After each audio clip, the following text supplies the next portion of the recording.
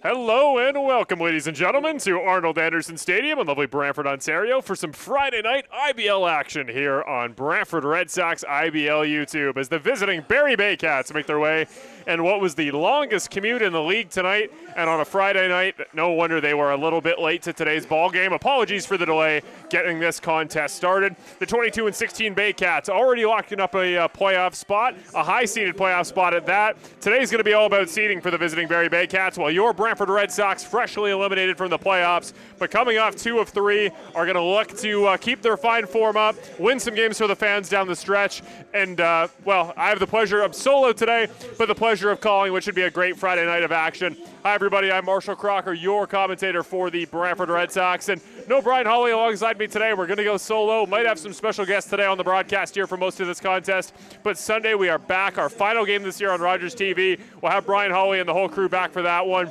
The sun just setting behind the clouds. Luckily, we conflated both the sun delay and the delay due to Barrie's travel issues all in one place so we can get this ball game started promptly on time. As I mentioned, your Brantford Red Sox, hi, ladies and gentlemen, have been awesome lately. You talk about last weekend coming off two successful 10-run offensive home efforts. They were really clicking at home on offense, and I know that game in Welland last night kind of got out of hand early. Pitcher availability has been a question for this team, for your Brantford side lately. Unfortunately, on that front, last night was a short rotation. It reflected in the final score, but today, hopefully, they can work a little bit better. 4 games in 4 days. They got to spread out their pitchers. There's going to be some pressure on Connor Irvin as your starting pitcher. And for a quick moment, we're going to take our national anthem, and we'll be back in just a moment.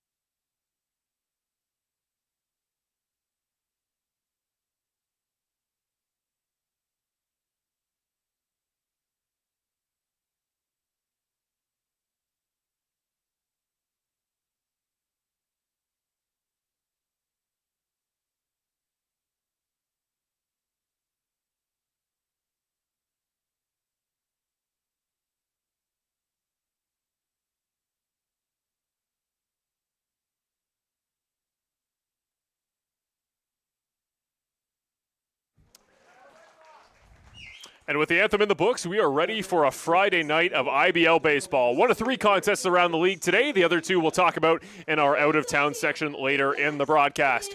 To start off tonight, let's give you a look at our starting pitcher matchup.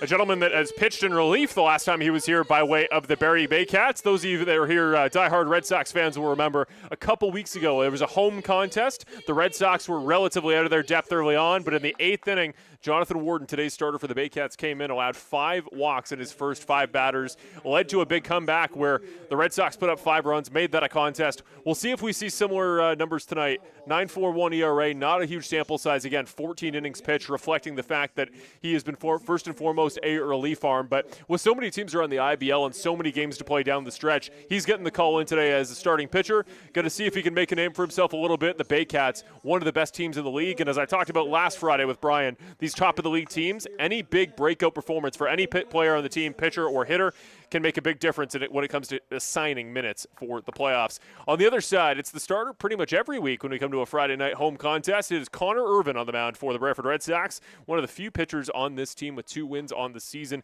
He's been a steadfast arm this year, 4.44 ERA and a pretty big sample size, 56 innings pitched, leads the team, 44 strikeouts to 31 walks. He pounds the zone. You can see a lot of Ks from him early in his box score. The question is, what can he do with pitch location? Can he maintain it all the way through? He's warming up on the mound as we speak. week. And let's show you the Barrie offensive lineup he'll be facing here in his first inning of work. Noel McGarry-Doyle leads off the Barrie Baycats. Then it's a pair of Hernandez's. Brandon's will hit 2 today. Francisco will hit 3. Nolan Macabrota and Tristan Clark, 2 of the best, both on very solid defense in very different areas of the field. One in the infield, Tristan Clark, a glove out in left. Alex Wickett, James Anderson, 6 and 7. Then Tyler Plumpton, the catcher, and Austin Boylan, the 8 and 9 spot.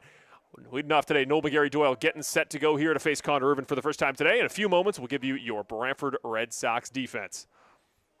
First pitch of the day by Irvin. First pitch wide off the zone. Can't be gloved by today's catcher, Andrew Savage. We'll start off 1-0. Savage will be the catcher today. We've talked a lot about Watt rotating on defense. He'll be playing first. Second pitch. Good breaking ball, wide side of the plate. Irvin gets the count evened up, 1-1. On deck behind will be Brandon Hernandez. Swing and a miss there for McGarry-Doyle. 1-2 early. It's the count for Irvin. 44 strikeouts for Connor Irvin, tied with Pedro de los Santos, who has since departed to Welland for most on the team. Would break that tie right here. That ball tipped back. That bat will stay alive, 1-2. So to give you a little bit more idea for the Brantford defense, we'll show it in a few moments, but more or less what you're used to seeing. Today, Kevin Del Vecchio, though, will sub in for Jacob Cantor, who's been the everyday shortstop lately. The pitch by Irvin, that one barreled pretty well. Chance to go foul. Tachioka ranging out for it. Makes the grab. Sliding catch into left field. Opens the ball game up with a little bit of cardio out there on defense. We are well established that Ren Tachioka is one of the offensive, bright points, not just for the team, but for the league. But boy, howdy, can he range out on defense as well. Great catch by Tachioka. So a flyout will open up the day for Noel McGarry-Doyle. Here's Brandon Hernandez, the shortstop, hitting in the 2 spot today. Hernandez on the season hitting .309.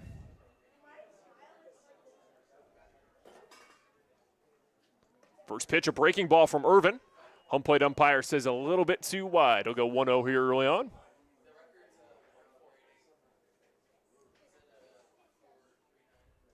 That one struck pretty well out towards right field.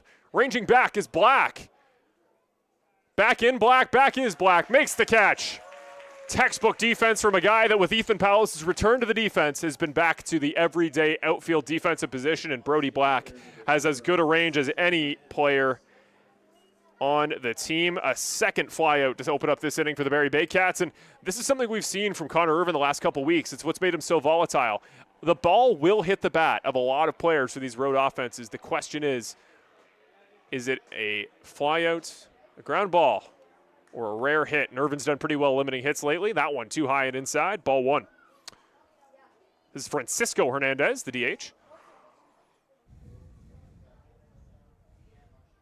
The 1-0, great breaking ball. Fools Hernandez, no swing, evens it up at 1-1. Just to clarify on the score bug there, Connor Irvin, currently the pitcher for the Red Sox.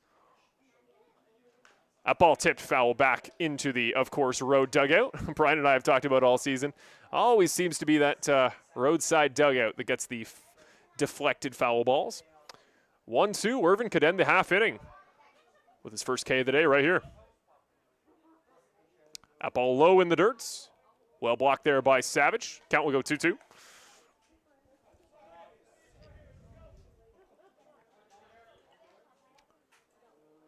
Very efficient first inning for Irvin. Only 9 pitches so far. This will be the 10th.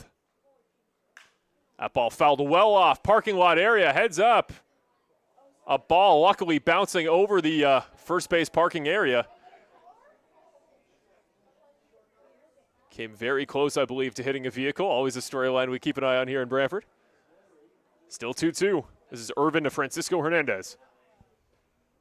Swing and a miss. First K of the day for Connor Irvin. Gets himself on the board as, well, the Barrie Baycats side was retired in quick succession there. Great start for Connor Irvin, today's starter for Brantford. And again, I implied it earlier, he's been more or less the weekly starter here in these Friday home contests. And as we swap over to the other side, it's going to be Jonathan Warden warming up here for the visiting Barrie Baycats. But let's take a look at your starting lineup for the Brantford Red Sox offense. See what they got working tonight. Ren Tachioka, Brody Black going to hit today in the 2 spot. Rare we see see him in the top 3 of the order, but very well deserved. Ortega, Cassidy Watt, Andrew Savage, Ethan Palos, a trio of Canadians there in the 4-5-6. To cap off the lineup today, Lucas Bateman will be at the second base position. Graham Tebbett's going to be our DH, with Kevin Delvecchio making a return to the Brantford Red Sox offense. And, of course, Connor Irvin, your pitcher here for Brantford. So, interesting lineup. Kind of taking a look here at what we got to work with. Brody Black going to hit in that 2 spot today. Palos has hit well. Ethan's done quite well since he came back from injury. It's interesting that he hasn't quite returned to that top 3 in the lineup spot he occupied before he left with injury, but he's going to provide some value. He's going to provide some contact, ability to get on base there that I know Brian and I have talked about it kind of ad nauseum lately, is that idea that you can really wrap the lineup around. It's not just best hitter to worst hitter in a linear manner. You really want something at the back that you can set up for your best hitters when they come back around at the top of the order. With Palos, a really steady bat of Bateman. Remember, he used to lead off for this team early in the season. Graham Tebbett and Kevin Delvecchio. That is a group that can give you a little bit of something as you wrap back to the 1. We'll take a moment now, if we can, to look at the defense for the Barrie Baycats as they get ready to take on this Red Sox offense. I talked about Jonathan Warden and some of his struggles earlier this season out of relief. Today he'll start, and here is the squad behind him. Tyler Plumpton going to be his back catch today, number 44, starting in the 8th spot for their offense. Nolan Macabrota, Alex Wickett, then Brandon Hernandez, and Austin Boylan. That's going to be your infield from right to left. And then left to right, Tristan Clark, Noel McGarry-Doyle. And it is going to be Anderson out there in right field. James Anderson will cap off the defense for the Baycats. And we know Tristan Clark, we've seen him make some explosive catches out here this year. He and Ren Tachioka. Something about left field here at Arnold Anderson is just a magnet for hit balls. And, well, both of those fielders are going to give any fly ball a chance to be caught. There is very little spot for baseballs to consistently get down within the range of any of the fielders that play here, and really the IBL as a whole. Some excellent outfield defensive talents, and most of them can back it up with the bat. Here is Ren Tachioka, the first batter today for the home Brantford offense. Your league leader in batting average, still the favorite for the batting title with 6 games to go. First pitch from Warden, well outside. Tachioka goes up 1-0. Taking a look at Tachioka's numbers, picturesque for a leadoff hitter.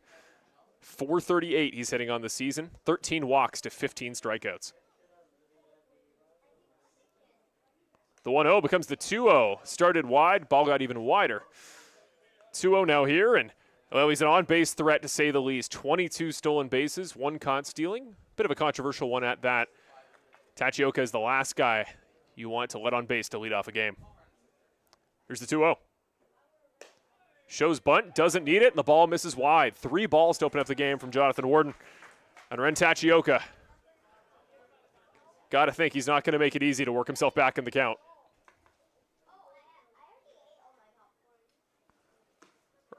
Ren Tachioka finally sees a strike in the bottom corner. Nice pitch by Warden. A little bit of horizontal movement, some good speed, but see if he can do it again.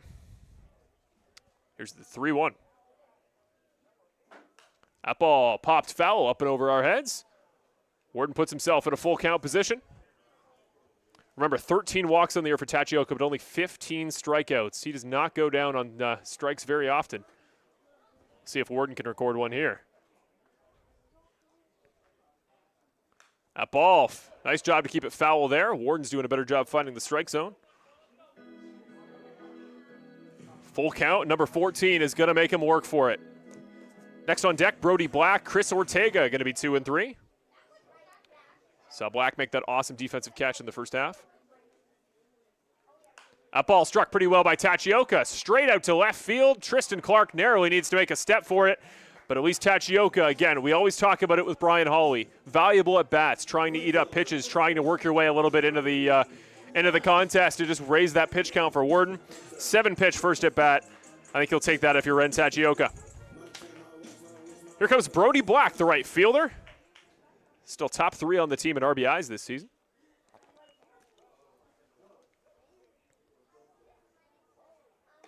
First pitch from Warden, high and inside. Ball 1.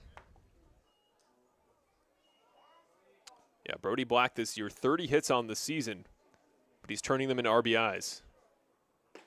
18 RBIs in that column. Finally, that one in for a strike. Nice slider, fools Black. 1-1.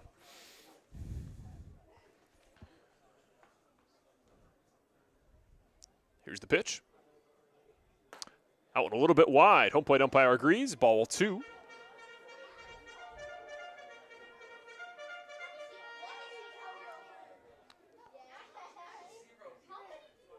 Here's the 2-1. Worden to Brody Black for the first time today. That ball right down Main Street. Evens it up, 2-2. Brody Black leads the team in strikeouts. The only real concern for him on this season, what's been relatively successful offensively, 47 on the campaign. Here's the 2-2. Inside, good horizontal movement, but drops too low too early. Second full count for Jonathan Worden to open up the game. Remember, Chris Ortega on deck. Getting an extended warm-up period here. Here's the 13th pitch for Worden. That ball gonna go high, says the home plate umpire. Free pass for Brody Black. Jonathan Worden's first walk of the day, and a base runner for Chris Ortega to work with. Brody Black now on first base. So it's Ortega, and Cassidy Watt will move into the batter's circle.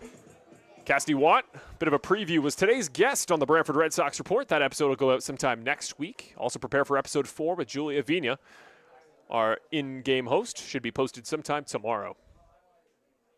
First pitch to Ortega. Well wide off the plate. Nicely caught by Tyler Plumpton. 1-0. You know, this Brantford Red Sox offensive side, until last night's game against Welland, getting off to big starts at home. Back-to-back home wins heading into today. See if Ortega can get that going again. Runner goes. Ball tipped back foul. Black doesn't hear, but a nice slide there into second base just in case. The worst news you can hear is a guy that successfully swipes a bag. The tipped foul ball means he'll take the trip back to first.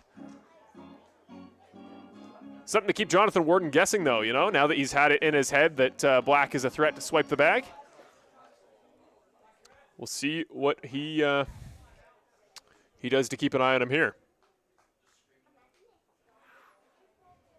Here's the 1-1 to Chris Ortega. The pitch, swing and a miss there for Ortega. Had a little bit of drop late. Nice slight breaking movement. 1-2 here. Worden's put up 2 strikes on the board, both of his first 2 batters today. Recorded a strike in neither one. Could this be his first of the day? They're going to try to pick on Black. Only about a step and a half, 2-step lead. So he gets back relatively comfortably.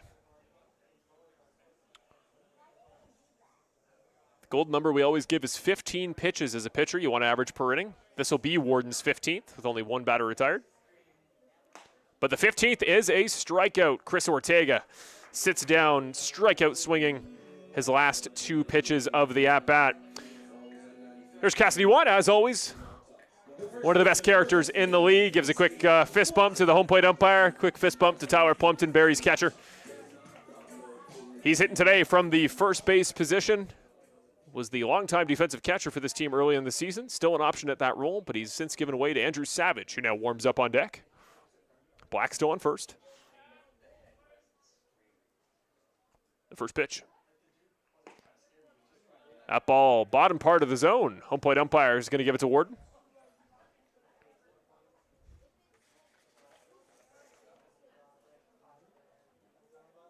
Coming in today, Worden 21 strikeouts, so that last at bat was his 22nd of the campaign. That ball well wide. Great catch, though, by Plumpton to keep that one in front of him. Could have been a free bag for Black. Instead, 1-1.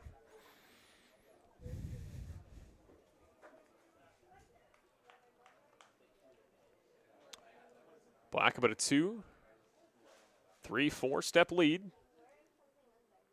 1-1 becomes 1-2. Another good catch by Tyler Plumpton. 2-1, pardon me.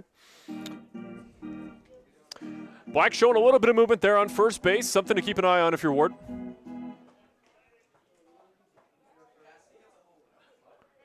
Now, Cassidy said to me today he would try to hit a homer before the end of the Red Sox season, at least at home for me. Now in a 3-1 count, you got to think he's going to get a pretty hittable pitch. Worden doesn't want to walk 2 batters in quick succession. We got a new home run anthem and everything. Would love to get a chance to use it here for Cassidy Watt. The 3-1 from Worden. That one up straight in the air. Calling everybody off is the first baseman. Matt Gibrotto will come down. is able to get it, and that will retire the side.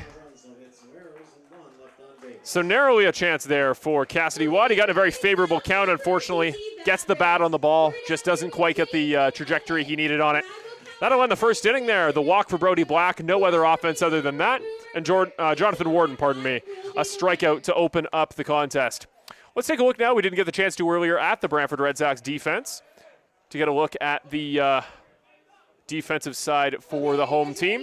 Again, not much different than if you watched any of our other Friday broadcasts. It often feels like the defensive orientation on Friday games and Sunday games is two completely different teams. Tends to be some changes in the lineup where all Fridays look the same. The only major change today is going to be Kevin Delvecchio coming in. Haven't seen him start a ball game in a while. He's in place of Jacob Cantor. He will be starting today at the shortstop position. So Watt, Bateman, Delvecchio, and Ortega from right to left order. Of course, Andrew Savage today, the back catch once again, and the three gentlemen that on the Brantford Red Sox Report weekly show I dubbed the three amigos. That's Tachioka, Palos, and Black. All incredibly capable on offense, and all have an explosive play waiting to happen at all times out there on defense.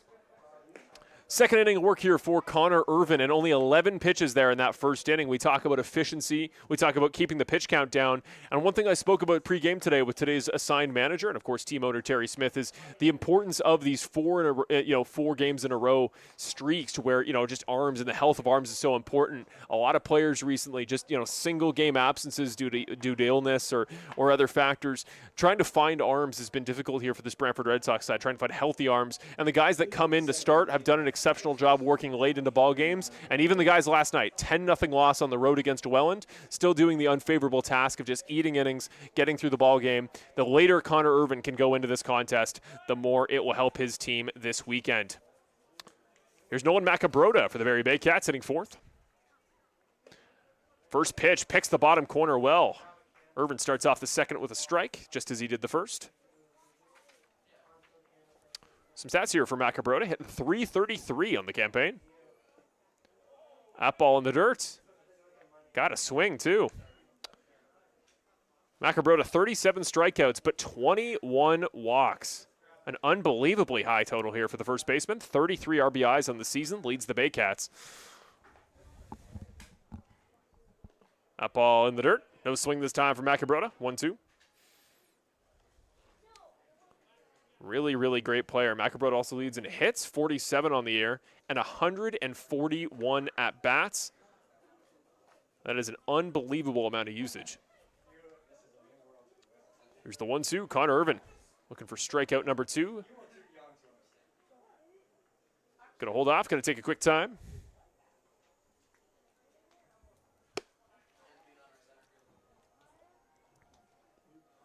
The pitch. That ball sent straight back at Irvin. Well gloved by the pitcher and to first base. Quick out to retire the inning. Had 2 strikes on the board. Gets the out the very next pitch, but doesn't do it with a strikeout. Great fielding play there by Connor Irvin. And to me, that always says heads up. That says in the early stages, if a pitcher is able to make that play and make it look comfortable, it speaks that they're on the ball. They got their head in the game, and that is the most important thing you can do if you're a starting pitcher, is be aware, earn those easy outs, and try to give your infield defense a night off, which he's done so far. Tristan Clark hitting 5th today. He looks at the first pitch, a nice breaking ball. Had some horizontal and vertical break and found its way into the zone, 0-1. Alex Wickett, the second baseman, now on deck. Second pitch, lazy half swing.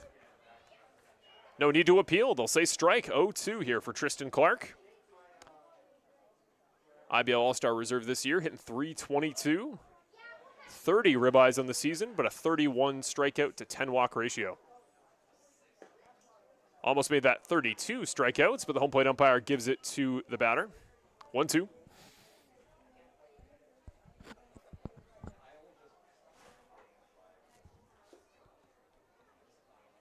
Here's Irvin. A little bit too high. Goes the other way. 2-2 now the count.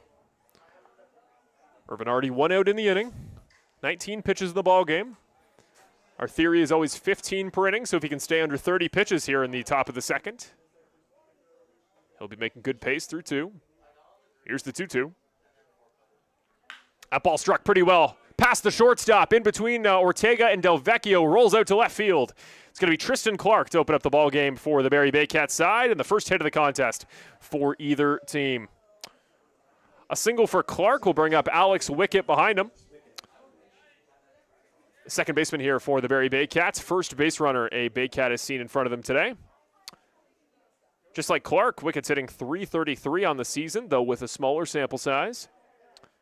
8 strikeouts to 6 walks, so he's efficient at the plate. Good discipline. Only 6 RBIs on the calendar, but again, smaller sample size. Smaller player. Doesn't look to have much of a hip to power profile. But we shall see. First ball in, close and low, 1-0. Up behind him is going to be James Anderson, the right fielder, hitting 7th today.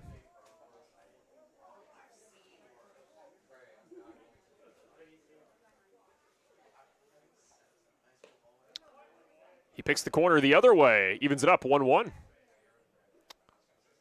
Left-handed batter here, Wickett. Very few on this Brantford offensive side. Part of why they've had so much struggle hitting out of the park this year. Much easier to hit to right field here at Arnold Anderson. That ball a little too high this time. 2-1. Irvin really trying to pick all the corners, trying to get comfortable there on all sides of the zone. Just a quick correction for the scoreboard. Connor Irvin's name, it's a C-O-N-N-O-R for those scoring at home, or Connor Irvin's family on YouTube. That ball high off the other corner. He has tried to pick all 4. He's tried to go around the world. He's only found the strike zone once. 3-1 now the count. Irvin facing Wickett.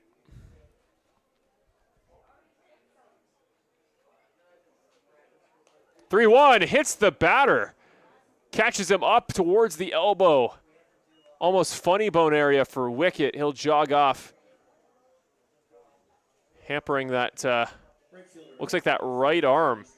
He's in some visible discomfort, taking a moment.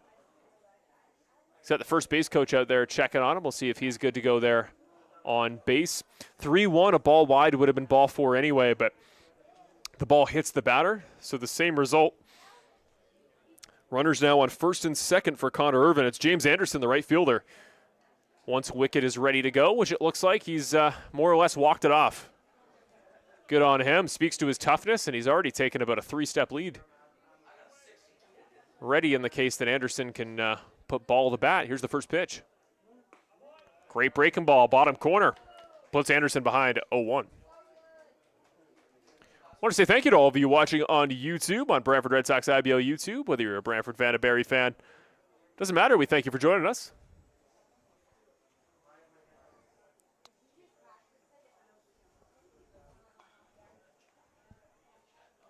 Here's the 0-1. Breaking ball again, just a little bit too low of the zone, 1-1.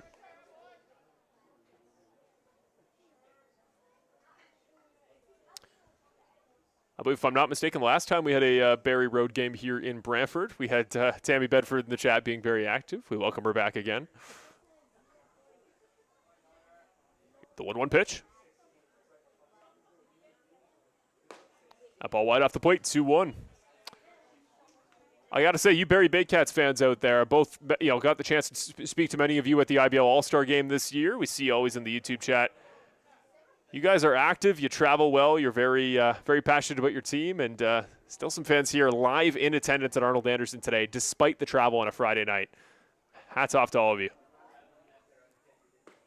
2-1 becomes 2-2. Irvin's got a spot on the far side of the batter, my right, that he has been trying to pick all game.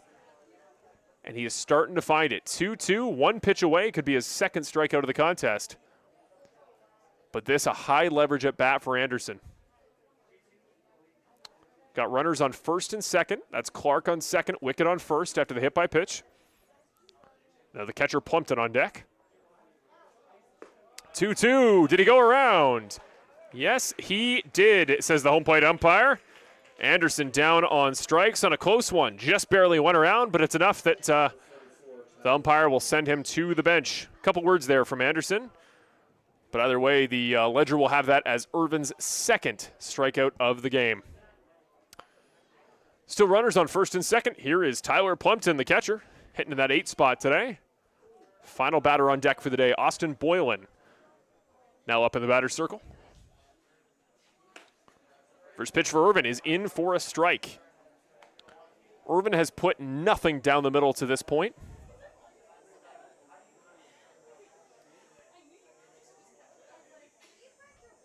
He's done a great job controlling the edges. We'll see if he can do so here again against Plumpton. That ball struck pretty well. Delvecchio will get behind it with the glove to end the side. Patient, just took his steps back, didn't rush the move, and awesome job there. Kevin Delvecchio rarely gets the start here in Brantford as the shortstop, but he's out there today. He looked confident through one inning, and the Brantford Red Sox keep this game scoreless. So a hit by pitch and a single for the Barrie Baycats is all the offense so far in this contest for that side, but first hit of the day went to Tristan Clark, and he was a speed threat there on the bags. Almost surprised he didn't go for a steal on third throughout that second inning. So he has chosen either a walk to happen, run scored, single, or error on defense. So taking a look at the Barrie Baycats schedule heading into today, looking at their form the last couple of games, well, you Barrie fans out there will know they're coming off a hot game yesterday.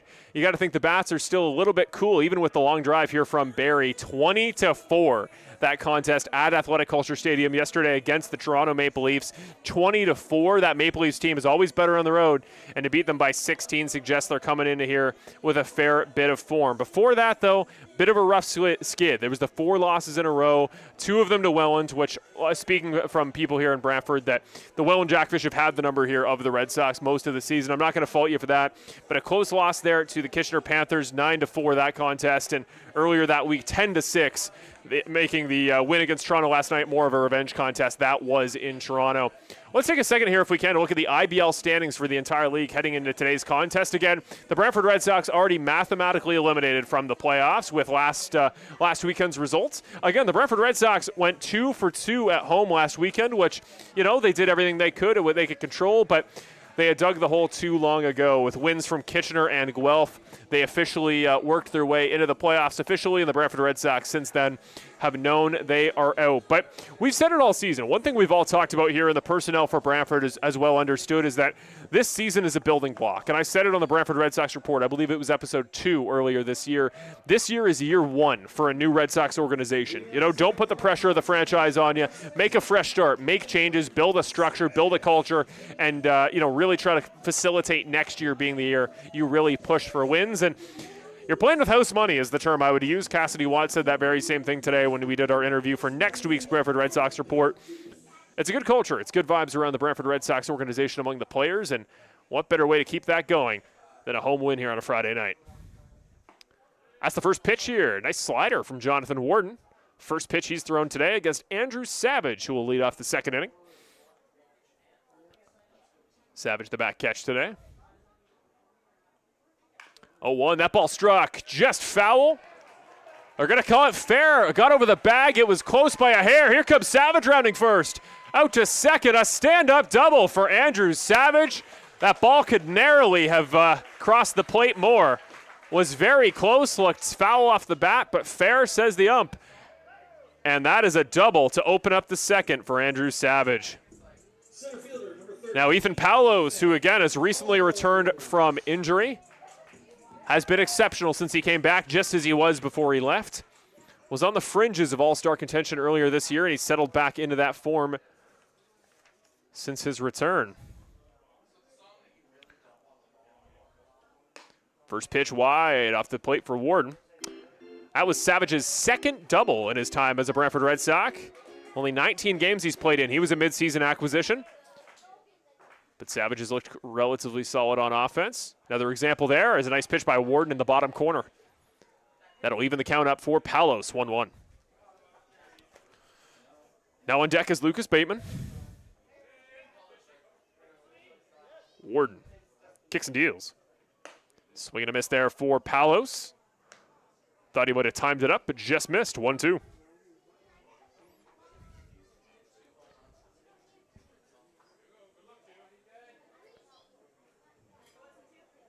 Here's the 1-2. That ball low. 2-2. Powell stays alive with Savage on second.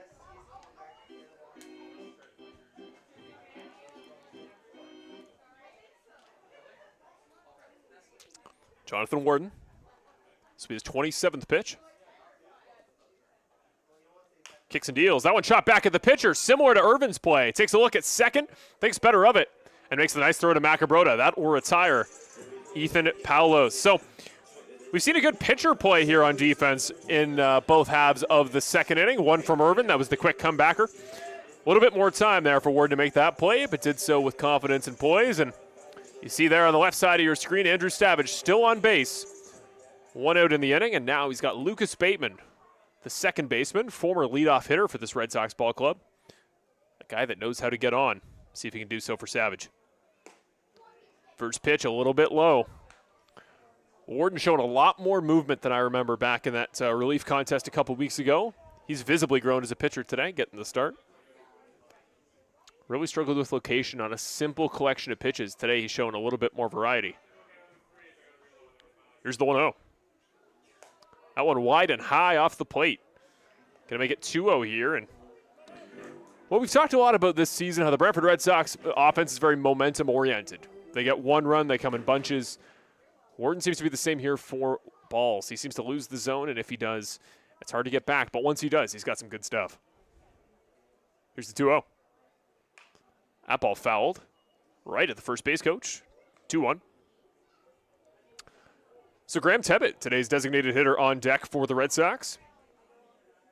Then Kevin Delvecchio will cap us off here for the 9 in the Red Sox order today.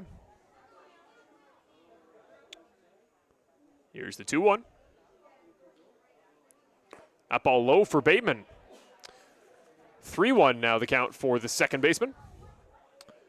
Bateman this year has 9 walks to 15 strikeouts, a very solid ratio. And he's also got 6 stolen bags. Has not been caught on a steal attempt this season. Dangerous guy to have on base. That ball goes around on a ball that had a chance to go too high. That's the 3rd full count of the day here for Jonathan Warden. Big at bat here, full count. Savage taking a bit of a lead off, nobody covering second. The pitch is wide and low. Lucas Bateman will take a free pass onto first base. Makes it a nice even 10 walks on the season. I don't know what that was. Did a fun little, I don't know what that was. An eccentric personality is Lucas Bateman, as most of the Red Sox are. And if you need any more example of that, check out the Brantford Red Sox Instagram. We post all sorts of fun stuff out there. My favorite is the superlative videos, the what's your favorite blank, who's the most blank. It's always fun to add context to the on-the-field escapades. First pitch, good movement, but it's movement well wide off the plate. Graham Tebbett goes up 1-0. So that was the second walk today for Warden. Here's the 1-0 from Graham Tebbett. That ball popped straight up in the air. Throws the bat away. Runners hold their spots. And it comes down. Catch made by Nolan Macabrota. We talked about this season, particularly for Brian Hawley and his experience coaching Liam Wilson back in his Kitchener Panthers days, the value of a good defensive steadfast first baseman. And I've had the pleasure, I believe, of calling 4 games that I've seen Nolan Macabrota in, or at least catching 4 games he's played in against the Red Sox. Always a steadfast glove out there. Good range defensively on first, and he's a guy that you can more or less trust to make every play on defense. Big sample size, only 5 errors on the campaign. First pitch. Catches the outside of the plate for Warden. Opens up the at-bat with a strike, I believe, for the first time this inning. Remember, base runners on second and first after the walk from Bateman. 2 outs in the inning for Kevin Delvecchio.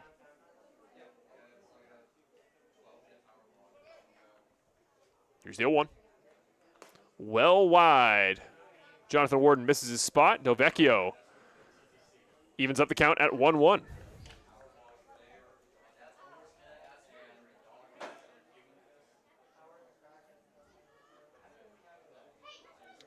The 1-1. That ball struck right at the shortstop, past the base runner. Only needs 1 out. Delvecchio almost legs it out. Great speed there from the shortstop. But no dice. Ball not there. Well, ball is there in time on the defense. Play made. Ground out for Del Vecchio, 1 of 3 in the inning for the Red Sox.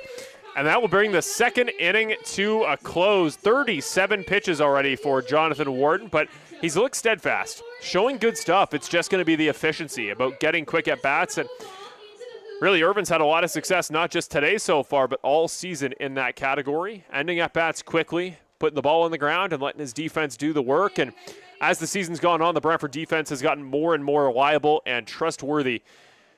And as a result, this Brantford side has done pretty well at home. Getting ready for the top of the third here as the Barrie Baycats offense returns to the field. It's going to be Austin Boylan in the 9 spot. He'll lead off the top of the third. Noel McGarry-Doyle and Brandon Hernandez, the only 2 other bats we're guaranteed to see up here in the top of the third. And when we wrap back around for your Brantford offense, we'll be right back to the top of the order. Ren Tachioka will get to hit back in that leadoff spot. Let's take a look at what we got time at the schedule ahead, the road ahead here for your Brantford Red Sox. See what we're looking at the rest of the calendar. We got today's contest and then 5 more contests to cap off the season here in Brantford. Again, missing the playoffs, but every game is important, and there's nothing more fun, I would say, than being a spoiler in another team's path to a certain playoff seeding position. Today, of course, it is the Barrie Baycats looking to we're looking to get the honor against. But that contest tomorrow on the road against the Chatham-Kent Barnstormers, who the Brantford Red Sox have played exceptionally well this year. Obviously, the highest scoring game in the season this year. It's a tie between a couple of teams, but one of them is the Brantford Red Sox, 25 runs earlier this year against Chatham-Kent. That game was on the road. We'll see if they can do it again tomorrow. Then on Sunday, be back live. That's going to be a Rogers TV game, but you're still going to see it on Brantford Red Sox IBL YouTube. Myself and Brian Hawley back on the call to take on the Guelph Royals, a team we haven't seen here in a number of months at home in Brantford. Look forward to that contest. And then we wait till Friday for Toronto Maple Leafs when they come to town. And your season finale will be against the Hamilton Cardinals a week from Sunday. First pitch for Irvin against Boylan, right down the middle. Strike 1.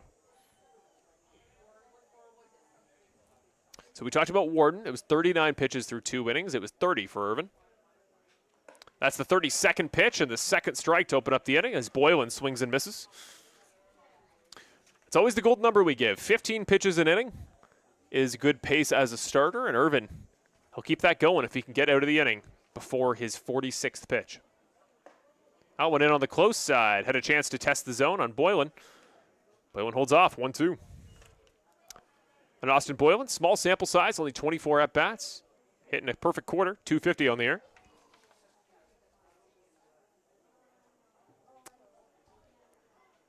The 1-2, a little bit wide, says the home plate umpire. They'll give Boylan another crack at the nut, 2-2. Now on deck is the leadoff hitter once again, Noel McGarry-Doyle getting ready. The 2-2, that one fouled, popped up and over our heads. Count remains alive, and this is really what we haven't seen yet from the Barrie Baycats offense. Just a long at-bat, working away, keeping the ball in play. One thing we always talk about is the, back through the order when hitters face a pitcher for the second or third time in a game. Usually that's when the ABs get longer. That ball off the bat, tipped down foul. This is what you want to do if you're Boylan. Just halt the momentum. Let your guys behind you get ready. Let the momentum settle down. I find momentum and franticness can often benefit the defense and the pitcher more than the hitters. Swing and a miss. Third K of the day for Connor Irvin. 3 of the 9 hitters in their first AB of the day for Barrie. Sat down on strikes. So Noel McGarry-Doyle back up for his second time today. He flew out in the first inning. Very capable hitter, though. He's in the competition with Ren Tachioka, though a little ways behind for the league lead in batting average. He's hitting .393 on the year with 22 RBIs. First pitch. That ball in. Nicely placed on the far side of the plate, 0-1. Again, Irvin, not a pitcher you're often going to see much horizontal break from. Has a changeup he'll throw occasionally. That was almost it there. 1-1. And Irvin, one of his strengths is he can really disguise his different pitches to the point that for me, sitting directly behind home plate, it's almost hard to tell what's coming out of the hand. That ball chopped right towards the second baseman. That's Bateman fielding it cleanly. Predicts the rough bounce and gets the throw to Cassidy Watt, today's first baseman. We've talked about it all season. Arnold Anderson, that second base spot. You never know how the ball's going to bounce out of the infield. That time, Bateman read it well. Sits down McGarry Doyle. So, great start. I know for the Red Sox defense, errors are always a question.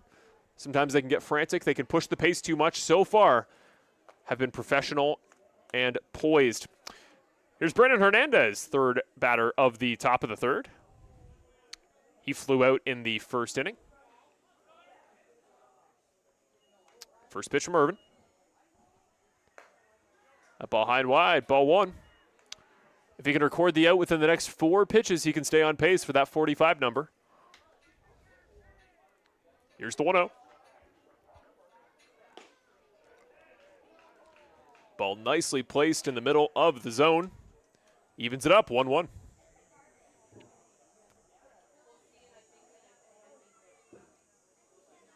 1-1 swing and a miss there from Brandon Hernandez. Irvin is 1 strike away from 4 Ks through 3 innings. Here's the 1-2. Won't sit him down on that pitch. Puts that one low in the dirt, evens it up at 2-2. If only Brandon Hernandez could read the chat right now. He's got some good luck here from Colin and Tammy. We'll see if Connor Irvin puts a stop to it. Here's the 2-2. That ball fouled right back towards the third base bleacher there. Luckily catches the fence, but it keeps the at-bat alive. That was the 45th pitch. Irvin now behind pace with that golden 15 pitch number. 2-2. A ball low part of the zone, but just high enough to get him. Strikeout number 4 through 3 innings. Connor Irvin has looked awesome so far. Again, it's what we always see. You get the same Connor Irvin more or less every game. It's just what do offenses do with his pitch offerings, you know? He's going to put stuff on the corners. You know he never likes to control the middle. A lot of pitchers, if they have great stuff either horizontally or vertically, they'll try to throw something breaking over the center of the plate, and they'll fool you on time, not with placement. Really, the only tool in the tool bag for Connor Irvin tends to be that ball placement, but he can place a ball better than anybody. Has looked great through the start of today, just as he did last Friday. Went up to 2-4 on the season, and Connor Irvin, let me check my numbers, one of 2 pitchers, the only one on the active roster for the Red Sox, with 2 wins on the season. Wouldn't he love to make it 3? And would also make it 3 home wins in a row this year, at least in quick succession, 3 in a row for the Brantford Red Sox. Back up is the offense for the Brantford Red Sox. We're going to see Ren Tachioka leading it back off from the leadoff position. Then Brody Black and Chris Ortega. Jonathan Warden will see the offense for Brantford for his second go-around here. And he is opening it up with the best shot that Brantford's got. Ren Tachioka, keep in mind, again, his race for the batting title. He heads into today hitting .438. Opened it up with a flyout, so that will drop a couple points.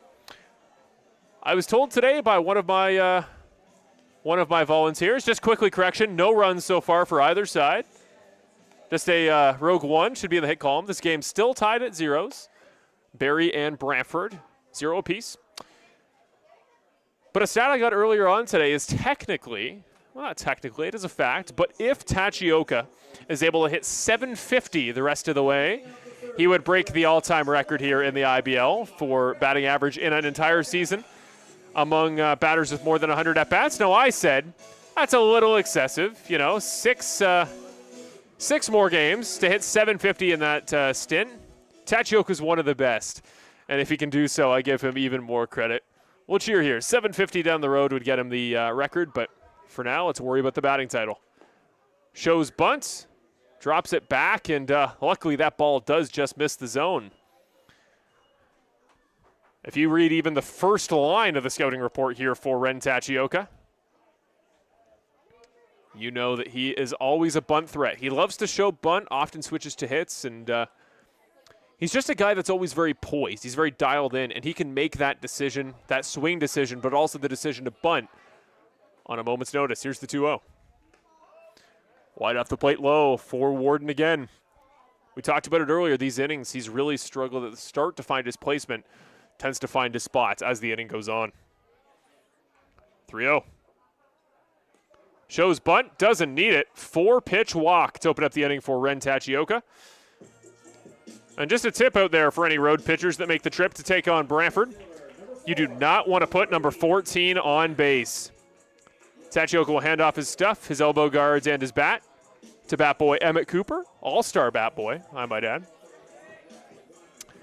And welcome back up, Brody Black. Speaking of walks, that's how number 4 started off the game here for the Brantford Red Sox. Brody this season, again, always a threat. His big issue has been strikeouts. Awesome to get the game started with a great piece of plate discipline. We'll see if he can do it again. First pitch for Warden is wide. Isn't gloved cleanly either by Plumpton. Does a good job to pick that one up quick. 1-0. I'll keep an eye on Tachioka's lead off on first. Currently a 3-step lead. Bit of a half shuffle. They'll try the pick. Tachioka. A sly fox. Not even close, that one.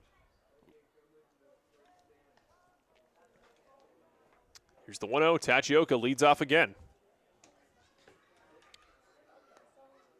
The 1-0. Runner goes. Hits the batter. Well, Tachioka could have walked a little bit more gingerly because he was going to get the bag regardless. Brody Black, a free pass twice in quick succession to open up the ball game. That one, though, a hit by pitch against Jonathan Warden. So here's Chris Ortega. Started off today, the only batter so far to strike out in this Brantford offense against Warden. And we've talked about he's been a little bit, I don't want to say shaky, but has lacked kind of the pop and the explosiveness he had in the early part of the year since the All-Star break. Would love to get back to production here. First pitch, well wide, well gloved by Plumpton to keep that one in front of him. I believe I may see an arm here warming up, or at least starting to get ready here for the Barrie Baycats, potentially to relieve Warden in the early stages. 1-0 now the count against Ortega. Tachioka on second, Black on first. The pitch, wide part of the plate. In for strike one. Evens the count up 1-1. Now on deck is Cassidy Watt. Here's the 1-1. Warden, that one well barreled. Ortega gets the bat on it. That ball is gone. Chris Ortega. He is back in the HR column. His 7th of the year, leads the team by a mile. And the new home run anthem will get to be played live at Arnold Anderson. Great piece of hitting. He'd seen a couple hittable pitches in that first inning of work. His second time up, he barrels it. Chris Ortega, 3-run shot. Puts the Brantford Red Sox on the board here at home. The fans had to wait through a sun delay and travel delays, but it was all worth the wait. Couldn't have set that up better. He's been looking for that swing of the bat since the All-Star break. He found pay dirt there. What a hit from Chris Ortega. Just barely missed the high part of the fencing out there in the left field in front of the residential area. And he just barely missed the maple tree. What a swing of the bat by number 1. So here's Cassidy Watt. 0-1 becomes 1-1. Now nobody on base in front of him as the Red Sox take a 3-0 lead. That one got the crowd on their feet here at Arnold Anderson. 2-1. Watt gets ahead in another count, and the momentum does not seem to be slowing down. Andrew Savage, who doubled in the second inning, now on deck. Here's Warden to Watt, 2-1. Becomes 3-1. That wide part of the plate, trying to pick the outside of the zone. Has not found it quite yet. 3-1. Could be Watt's 14th walk on the season. Would give him the team lead.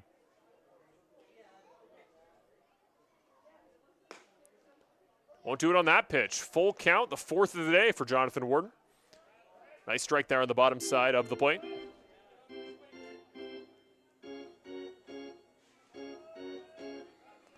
That was the 50th pitch for today's starter, Jonathan Warden.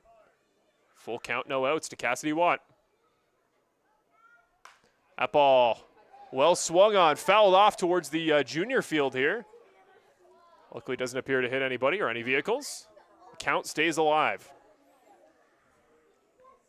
Now on deck, Andrew Savage getting warmed up. Two catchers in quick succession, the 3-2. That ball, well high, well wide. Watt knew it. Ties the team lead for walks, which I should correct. It's an ongoing battle because Tachioka got his 14th to open up the third. And Cassidy Watt adds to his tally with the 4th. Here is Andrew Savage, off to a good start today. Had the first hit of the contest for the home side. It was a double to open up the second inning. And he comes back for his second consecutive inning at the plate. First pitch from Warden, that ball pretty well struck. Out towards the outfield. Misplayed. No, it doesn't get in the glove. Tristan Clark just misplays it with the light. Hustling for third, he's there. What a piece of base running by Cassidy Watt. A Savage second double of the day. Tristan Clark, one of the most steadfast defenders you'll see, just seemed to lose that one on the warning track. Unbelievable. The Brantford Red Sox, I talked about that tidal wave offense.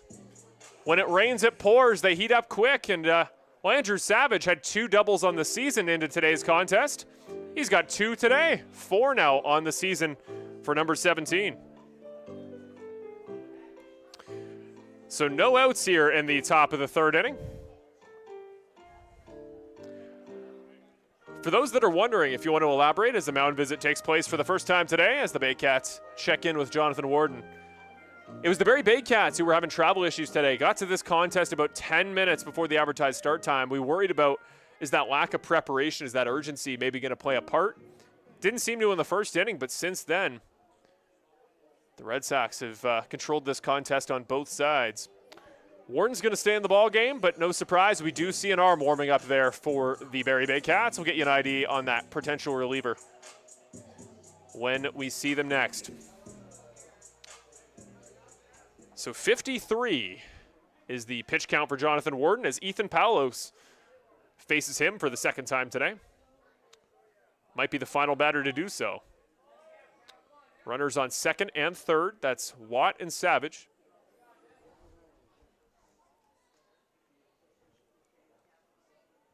Nice horizontal break, but started too wide off the plate to work its way back. Ball 1.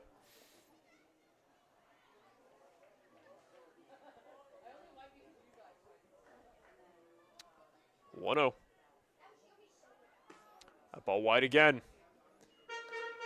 It's not a specific side of the plate. It's not Warden's left. It's not Warden's right. It's the far side of the plate from the batter that Warden's been trying to control. He's struggled to do so thus far. 2-0 against Ethan Palos. Make that 3-0. Palos' ratio, very favorable. 19 strikeouts to 12 walks. It's not 1-to-1, but it's very, very solid. Palos would likely be leading the team if he hadn't missed games due to injury. Didn't even show that he was going to bat. Lets that one go by for free. And to Palos' credit, I don't entirely blame him. 3-1. Make Warden prove he can hit the zone. Won't do so on that pitch. Low in the dirt. Bases are loaded. Warden's third walk of the contest, and here comes the manager. He will relieve Jonathan Warden. You got to think here. We should have your pitcher number in just a moment here for the Baycats. Very similar to what we saw from Jonathan Warden in relief a couple weeks ago. Just didn't seem to have his spot and hasn't seemed to find it as the contest has gone on. Josh Matlow, the manager here for the Baycats, will come out and say goodbye to Jonathan Warden.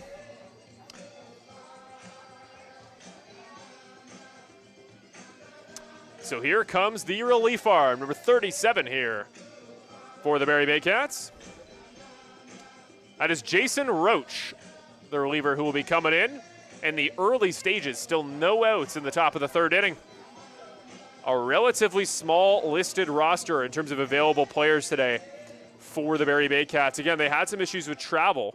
It was a question for me how many players would be able to dress right off the bat anyway. but a very small bench today. Jason Roach, one of the few relievers this team has on hand. I see on the available roster for the Baycats, Carlos Sano is available today. And remember, he came in a little bit early. He was the one that relieved Warden in that contest a couple weeks ago. Pitched a really solid final couple innings to close that ball game out. That was a 6-5 win the last time the Baycats were in Brantford. So Roach is going to face Bateman here in his first at-bat of the contest. The rest of the inning, it'll be the 7, 8, 9, Bateman, Tevitt, Delvecchio, unless there's a double play. But no outs in the inning, bases loaded.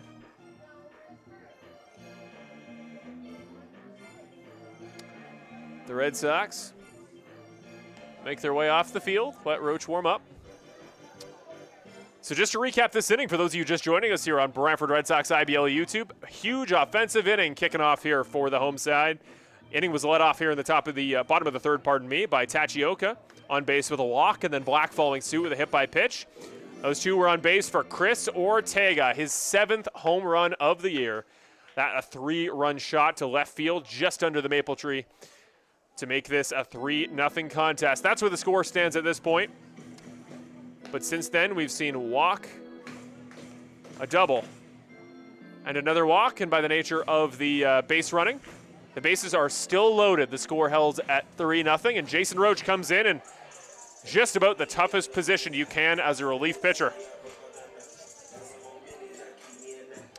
So here is Lucas Bateman. One of the more experienced, refined hitters on this team. 112 at-bats he's had on the season. Again, we talk about he's a threat on the base paths. Walked earlier today. That was his 10th walk of the season. Another base on balls would score home a run for the home side. First pitch here for Roach. Roach to Bateman. First pitch, high corner. Bateman thought about swinging. Thinks better of it and strike one. Remember, bases loaded here for the Red Sox. Here's the 0-1, Roach to Bateman. That ball well wide. Wild pitch, run comes home. Free trot for Cassidy Watt. That is run number 4 for the Brantford Red Sox today. He'll do so on a wild pitch.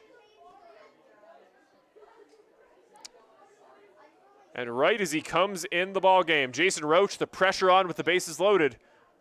The first runner, it won't be earned, but it will come home on the wild pitch. Plumpton has done well to glove a couple. He couldn't quite get to that one. So one less batter than Bateman faced when he first came to the plate. 1-1.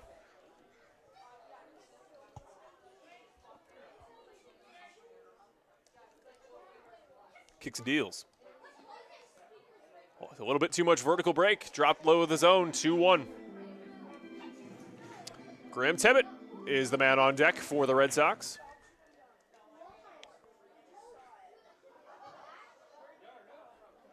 Roach going to take a second. Fix his glove, resettle. Very high leverage spot here if the Barrie Baycats want to prevent this one from getting out of hand. The 2-1. Wide off the plate. Bateman opened today up with a walk. He is one pitch away from his second, which would reload the bases.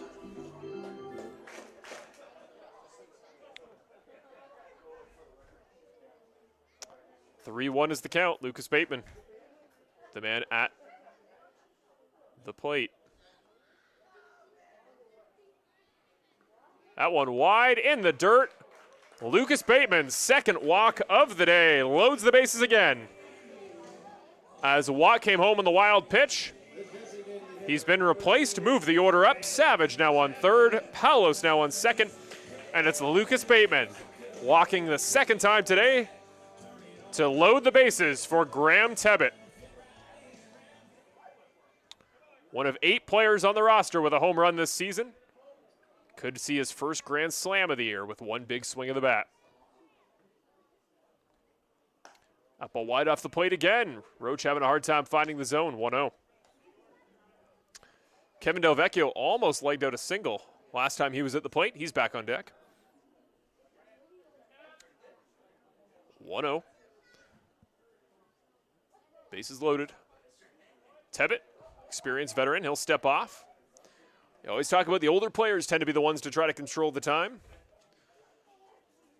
It's a big moment here for Tebbett. Could be a really cool moment here in front of the home fans. A lot of noise from the Brantford dugout, also from the crowd. 1-0. Ooh, horizontal movement. That was a fastball. It was hitting Tebbett right in the numbers. 2-0.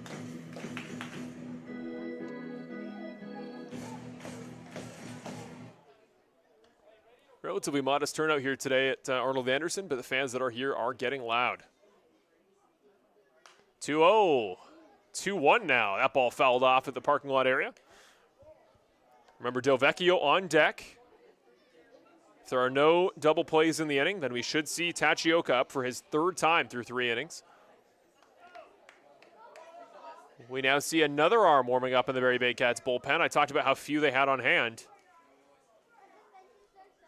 Might just run the road team out of pitchers. 2-1. Roach to Tebbett. Swing and a miss as that ball low and wide off the plate. Roach has a chance to finally get on the board with a K here. No outs in the inning through 7 batters. That includes 4 walks, a hit by pitch, a double, and a home run. No singles in this game still for the Brantford Red Sox. They're not making the offense come in conventional ways, as Roach is going to take time.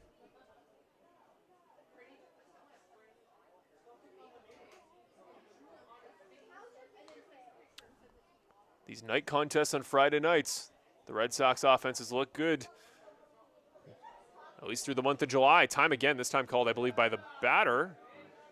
No, can I have a consultation? It looks like Plumpton and Roach having a tough time getting on the same page.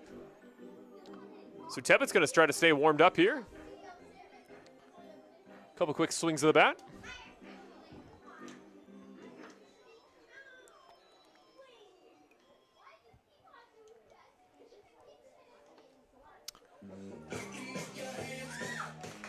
The umpire and the catcher will depart the plate. Not a mound visit, says the home plate umpire. Just talking strategy, getting back on the same page defensively. Tammy and Sabrina in the YouTube chat. Getting desperate here on offense. Asking for a triple play. We'll see what Tebbett does here, 2-2. Kicks and deals in the zone. Pardon me, low in the dirt, I should say. Full count now for Graham Tebbett. 3-2 is the count, 5th full count of the day. I believe those are 3 in the Brantford column, 1 in the Barrie column. We'll see what we see here. That one by Tebbett hit out towards the gap in left and center. Gets down, the play made by the left fielder, but the tag up from the runner at third comes home. That is Andrew Savage. What a start to the contest for him. 2 doubles and now a run scored on the tag up. So the sacrifice there from Tebbett. He's the first out of the inning. He'll relieve the third base spot base runner wise, but it's still Palos and Bateman on second and first with Kevin Delvecchio back up for his second time. Remember, grounded out in the second, but almost legged out. A very impressive single. So Tachioka now on deck. Here's Roach. Kicks and deals. First pitch, foul tipped straight back by Delvecchio. 0-1. Great start to this contest here for the Brantford Red Sox. That last run by Andrew Savage makes this a 5-0 contest for the home side. They've directly flipped the script from the 10-0 loss last night in Welland. The 0-1. That ball, slow roller there over the plate. Nice breaking ball, in for a strike. 0-2 is the count for Roach. Huge opportunity here against Delvecchio to finally put up the second out of the inning.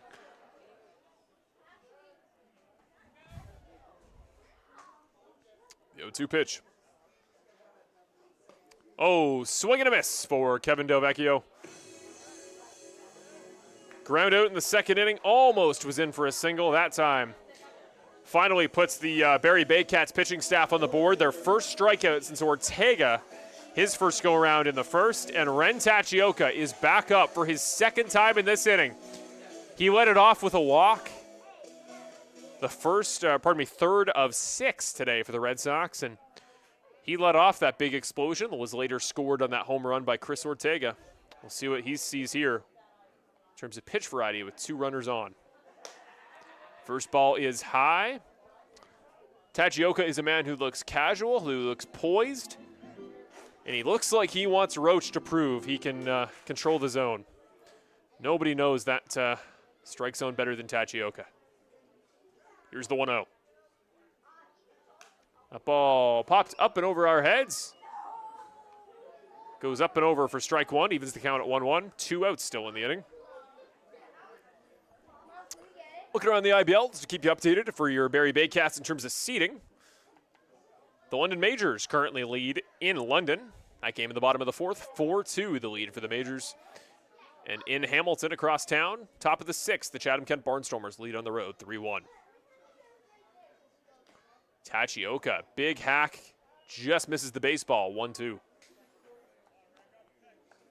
Tachioka on the season, 14 walks after his one earlier this inning on the campaign, 15 strikeouts, so almost 1-1. It is rare he goes down on strikes. Would end the inning, though, for Roach. Here's the 1-2. That ball, once again, fouled over our heads. Keeps the count alive, 1-2. So since Roach came in earlier in the inning, 18 pitches his count. This will be 19 right here, the 1-2 to Tachioka. Roach kicks and deals. Swing and a miss. Rare strikeout for Ren Tachioka, but not without 5 runs up on the board for the home side. The Brantford Red Sox take a commanding 5-0 lead. As we'll head to the top of the 4th inning, a third of the way through this ball game, let's hear a quick word from our partners. We'll take a break, and we'll be right back. I'm Marshall Crocker. We thank you for joining us for Friday Night IBL Baseball. We'll see you in a moment. Hard line drive up the middle. Whoa! Lindor out of nowhere. How did he do that? That Lindor can play. I don't know about that hair. And don't get me started on those gloves. I don't know. I kind of like it. It's time for a revolution. The Rev 1X by Rollins.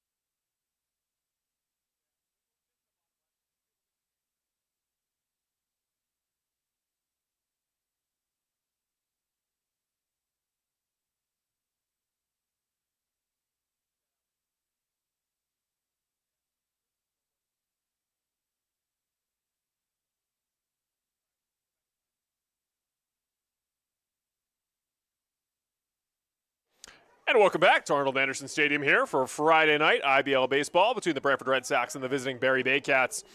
The Baycats offense finally back on the field after a huge bottom of the 3rd for the Brantford Red Sox side. Francisco Hernandez back for his 2nd time today to face Connor Irvin. Irvin's first pitch right down the middle. Fastball puts him up 0-1. Hernandez struck out last time up, just as Brandon Hernandez did at the end of the 3rd inning. Nice breaking ball. Similar placement as the last ball, but a heck of a lot more spin. Irvin showing something a little bit different. The off-speed fools Hernandez, now down 0-2. Irvin deals a little too high. Had time to experiment with something outside the zone. Goes the way of the batter, though. 1-2. Nolan Macabrota on deck.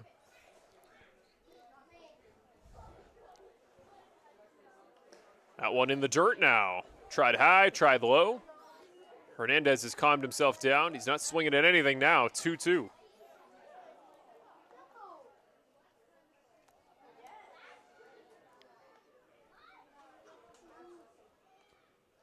Irvin kicks and deals. That ball fouled. Oh, parking lot area. We're on car watch.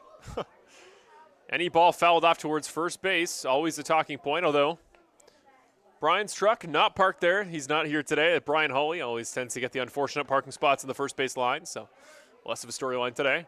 That ball chopped right back at the pitcher. Irvin has been half his own fielding today. Another ball straight back at number 20. Once again, fields it cleanly. Bad luck there for Francisco Hernandez. Was doing a good job working himself back into that at-bat. So Nolan Macabroda is back with Tristan Clark now on deck. Clark, the only hitter for the Baycats side to register a hit. One of two to get on base as Wicket was hit in the second inning by a pitch. Talked about Macabroda's statistical dominance on the campaign. Needs to get something on the board here for this side against Irvin. First pitch, good break, too far wide, ball one. Really impressed with what I've seen so far here from Irvin. That golden number, if you're tracking it, he's to keep it under 60 this inning. Another breaking ball. That one does find the bottom corner. It's like I said earlier, one of the best on the Brantford staff at just picking a spot and hitting it successfully. 1-1. Swing and a miss there from Macabroda. Savage, slight misplay on the ball, but still goes down as a strike. 1-2.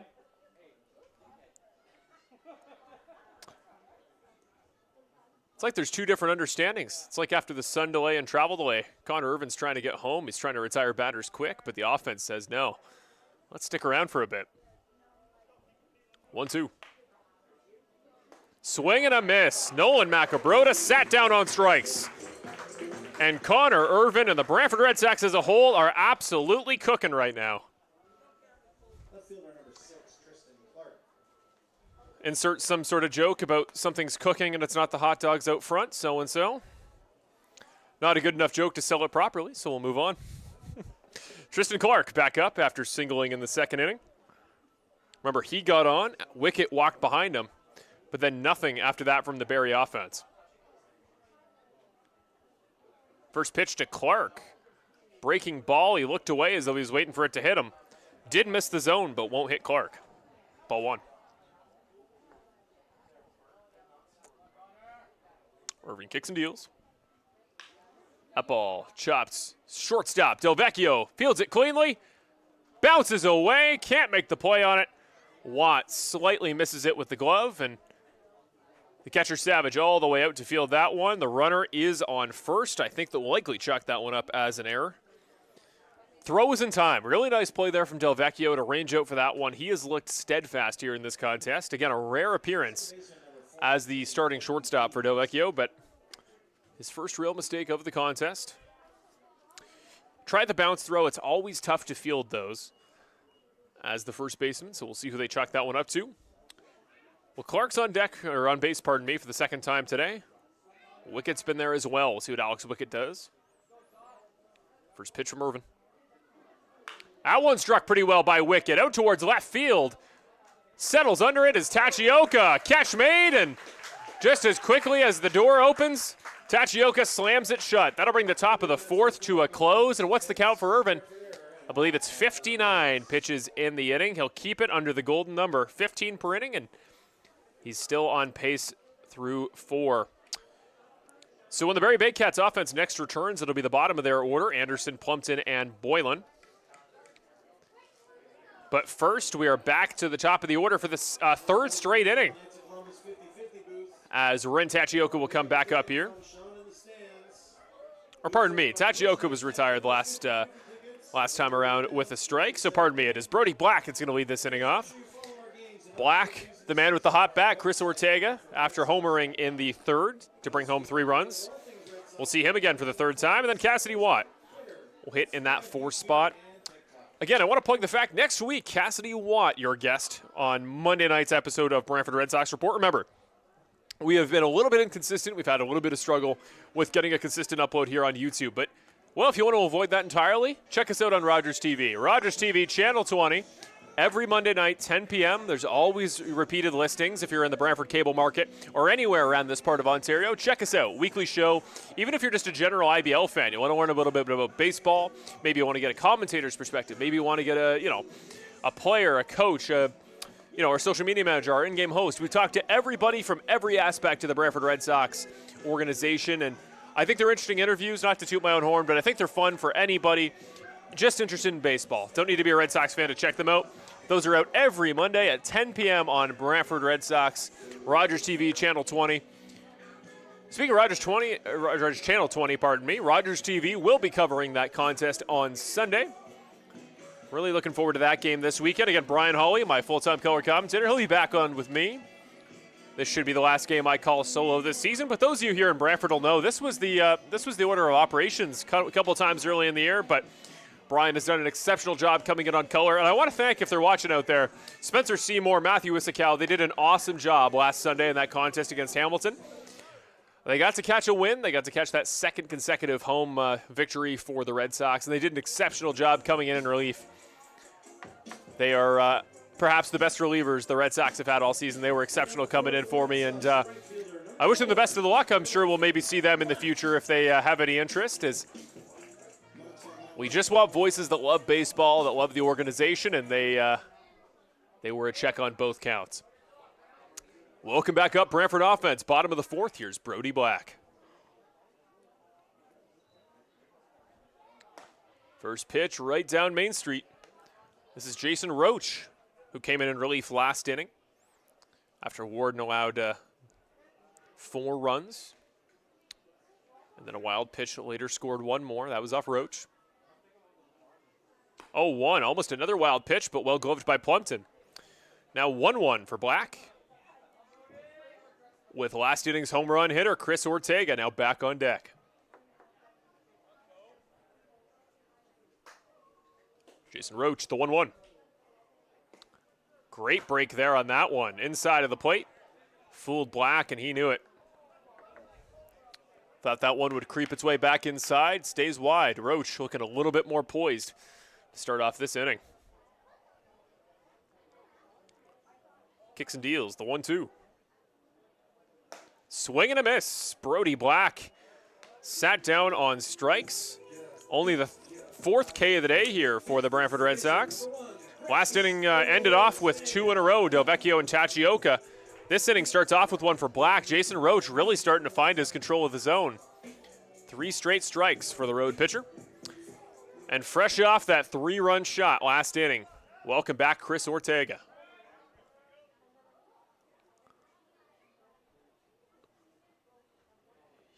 One out in the inning. Roach to Ortega. First pitch low and wide. Well gloved again by Plumpton. Ball 1. And not to rat him out, but Cassidy Watt said earlier today on the Brantford Red Sox Report, often hard to hit home runs here in the night contest. Something about the air? Well, Chris Ortega overcame it an inning ago. We'll see if he does it again. 1-0. That ball barreled well by Ortega into the glove of Hernandez. What a spin. Won't field it cleanly. That ball wide. I think he thought about going one more base, but Ortega, as I believe, going to take the free pass to second as that ball out of play. I think it may have found its way. It did pass through the fencing into the bullpen door. That ball out of play means it's a free trip to second for Chris Ortega. Not sure how they're going to score that one up, but Chris Ortega, what a ball game so far. We talked about kind of the slow runs since the All-Star break. Well, how about a 3-run home run and then a trip to second base? Again, that ball, great exit velocity right off the bat, straight at Hernandez, who made a nice spin to get a hand on it, but similar to Delvecchio's play earlier. The catch is one thing, the throw to first. Not in time. Here's Watt. First pitch wide. Didn't go. Ortega thought about it. I think if that's a guy like Tachioka, you got to think he's trying to scamper over to third. Ortega will think better of it. We'll put the it's going to put his further movement in the hands of his catcher, or today's first baseman, Cassidy Watt. Andrew Savage now on deck. He's doubled twice today already. Roach deals the 1-0. Runner goes. Ortega, they're just going to give it to him. The free steal for Chris Ortega. Only his 4th on the season. Been caught one time, was 3 for 4, make that 4 for 5. Ortega knew Roach wasn't worried about him, and so he went. Now a runner even further in scoring position for Watt. 2-0. That one popped foul, just barely clears the fencing. As that becomes 2-1. I capped off the interview by saying, you know, as the home commentator here for Cassidy Watt, a guy that's hit 3 big barrel home runs on the season, all of them on the road, I just want to call one at home, and I told him today I'd be looking out for it. Let's see if he does the same. 2-1. That ball wide off the plate. He walked last time in the 3rd inning. That's how we followed up Ortega's home run, and then was later scored on in the 3rd. 3-1, chance for another walk here. And ball 4, back-to-back walks for Cassidy Watt. Ties his record. Most walks he's had in a game was 2 earlier this season. I believe against the London Majors, he's done it again. 2 walks through 3 at-bats in this contest. That'll be Watt's 15th of the season, which will break the tie with Ren Tachioka. He now leads the Brantford Red Sox in base on balls this season, which for a guy who's mostly played games at the catcher position is incredible. Here's Savage. Deals. Swing and a miss. Ball came out of the hand a little slower than I think Savage was anticipating.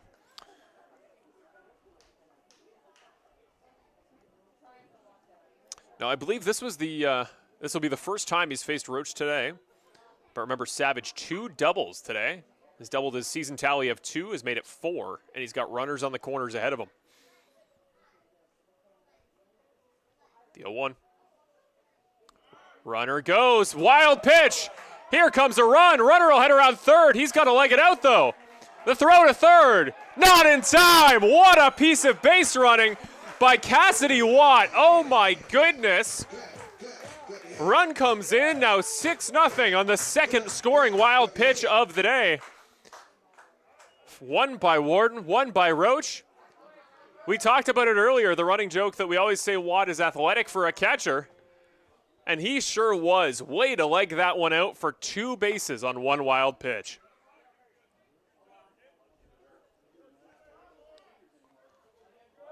Savage still at the plate, 1-1. Different runner now on 3rd.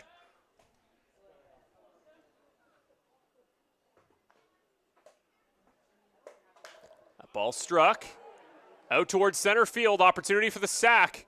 Watt's ready to run. Here he goes. Watt scrambles home. He will be in time. Cassidy Watt. First run of the day off his 2nd walk.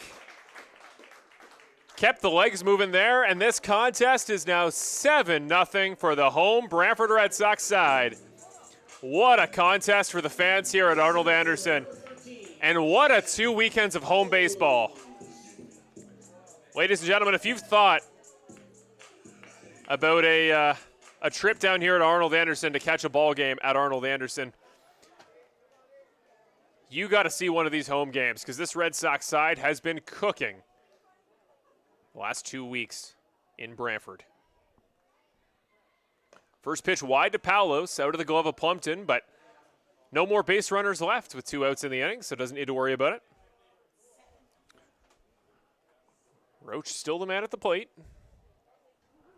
Don't believe I'm seeing movement any longer in the bullpen, so he's in it for the long haul. 1-0. That pitch finally clips the outside zone. Wide part of the plate. Palos evens it up 1-1. He walked last time up. Something I can now say about 4 of the hitters in the Brantford lineup. The 1-1. Inside. 2-1 now for Palos. For those trying to keep track at home, 7 walks today for the Barrie Baycats pitching staff. That's 7 walks in 23 at-bats. Here's the 2-1. Roach is wide off the plate. Make that 3-1.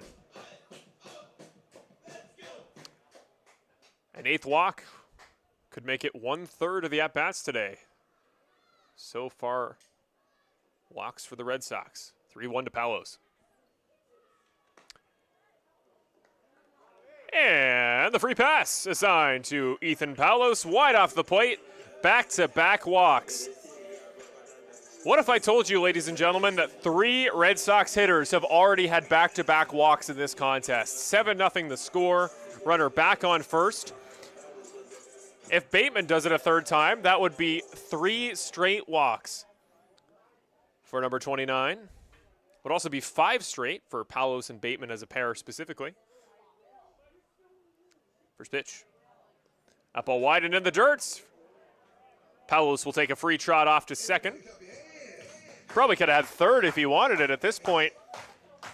Plumpton, the unfavorable position of having to go back and get these. Doesn't seem to be showing a ton of urgency at this point, but not sure how much we can blame him. 1-0, Palos now on second. Tebbett on deck. That ball struck, but struck out towards the junior field here. Evens it up at 1-1.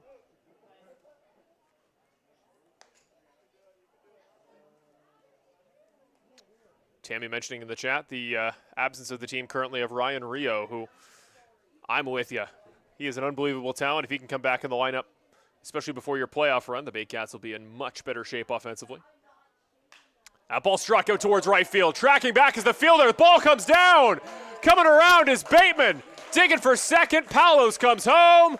Stand-up double for Lucas Bateman. 8-0 is now the lead for your Brantford Red Sox. Well, I believe I led this broadcast off today talking a little bit about that 25-3 win the Red Sox had on the road against Chatham-Kent. If memory serves, 15 runs, the most that the Red Sox have put up in a home contest this year at Arnold Anderson. Well, they're on pace so far to beat that. 8 runs, a runner on second through the first 4 innings.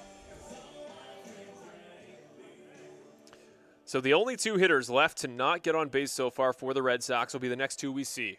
Tebbett and Delvecchio. Bateman on second. Bateman goes, and Bateman steals. It's like they were holding up a free steal poster there at third base. That'll be swiped bag number 7 on the season for Lucas Bateman. Just a perfect 7-0 on the campaign. Here's the 1-0 to Tebbett. That ball chopped, just foul. 1-1. Graham Tebbett today, ground out and a sac fly. But don't forget, we've seen a homer this season from Graham Tebbett. It was he and Ren Tachioka. I believe the last home run we saw at the home ballpark was a pair of homers from them. The latter of which was Tebbett. Inside, almost hit him, but broke far enough that it avoided. Number 28, this will be 2-1 now. Tebbett facing Roach. That was his 45th pitch of the day.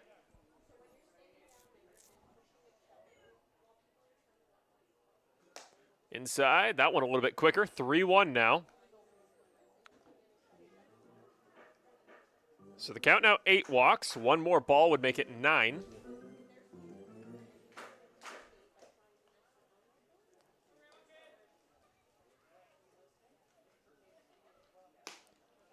And ball number 4, 9th walk of the day for the Barrie Baycats pitching staff. Tebbett's on base for the first time today.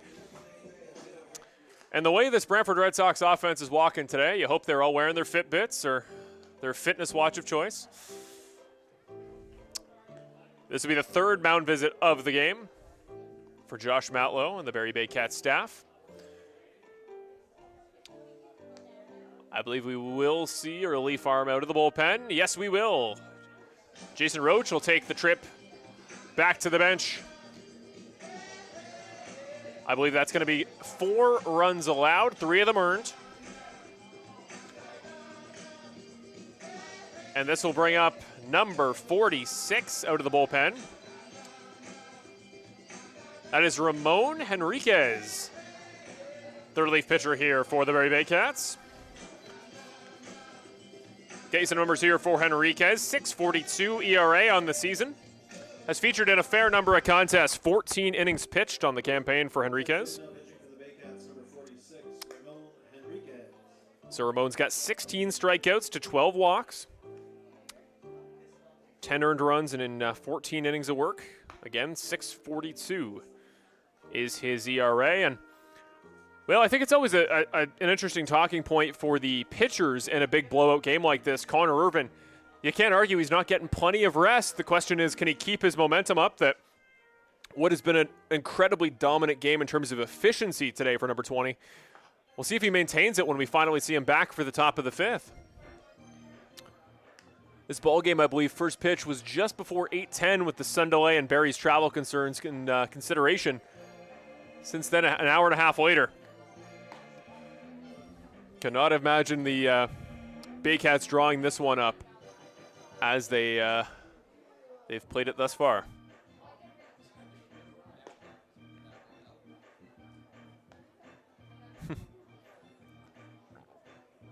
I like Brian's suggestion there in the YouTube chat.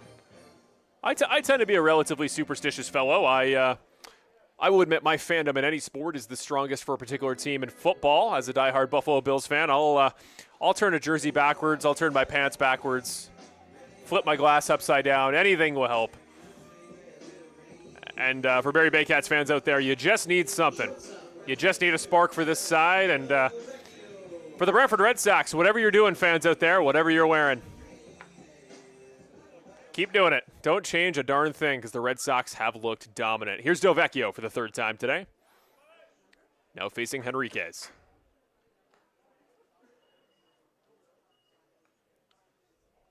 First pitch from Henriquez. Swing and a miss. Almost caught the bat.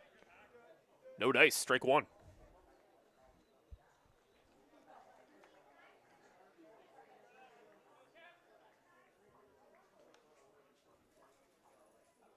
Remember, runners on the corners.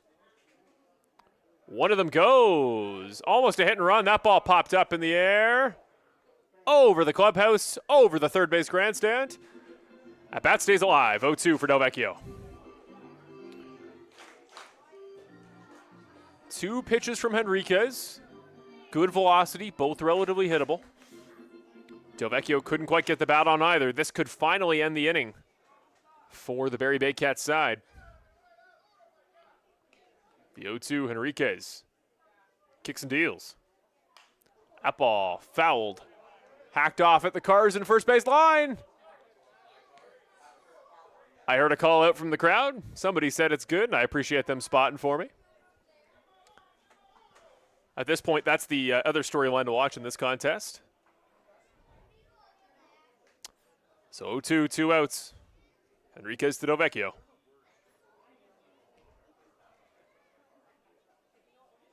Runner goes again. Delvecchio fouls it off again. Poor Graham Tebbett has tried for a swipe a couple times, and both times a foul off by the batter has sent him back. But really, this Baycats side as a whole, I don't think they're too worried about picking off attempted steals today. We saw that earlier on with Roach. Gave up a couple free swipes. Delvecchio keeping it alive at 0-2.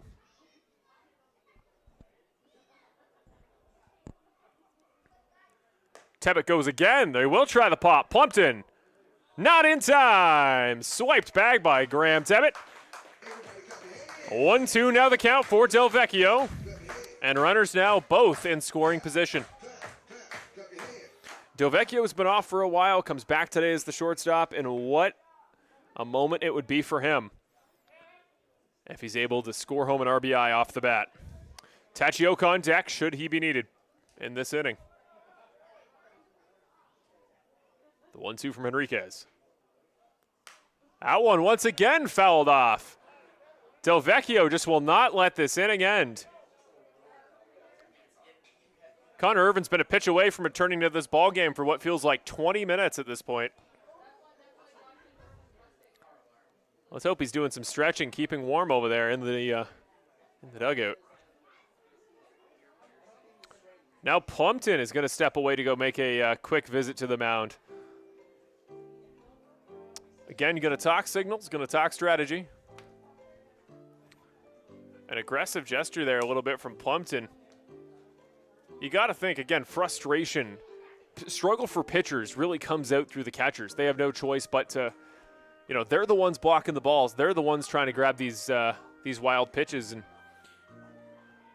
it is such a collaborative effort, but so often as the catcher, you can take a little bit of the brunt of a wild pitch.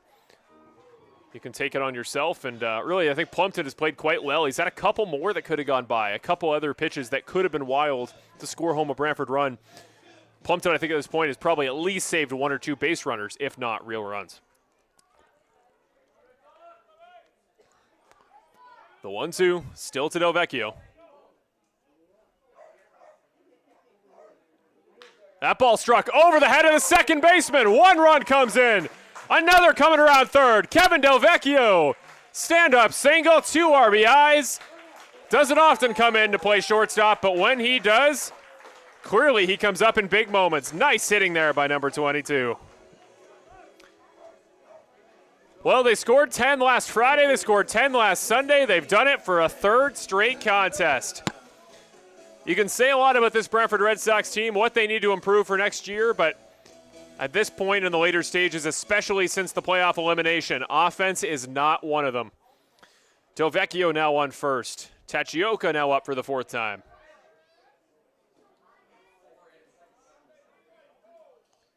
Kicks and deals, swing and a miss. First pitch for Tachioka. A rare strikeout. Last time he was up at the plate. This is his 4th at bat in the first 4 innings. 3rd in the last 2.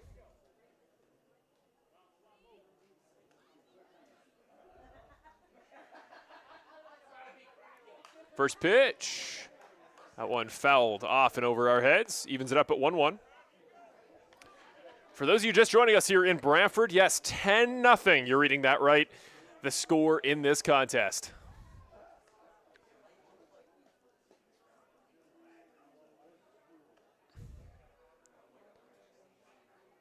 The 0-2 to Tachioka. Ball wide. Maybe thought he had a called strike, did Henriquez. Does not. Ball 1 makes it 1-2.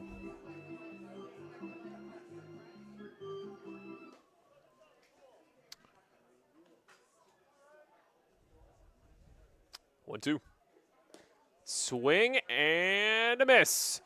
Tachioka sat down on strikes for back-to-back at-bats. Now 0-3 with a walk on the day, and that will finally cap off the 4th inning.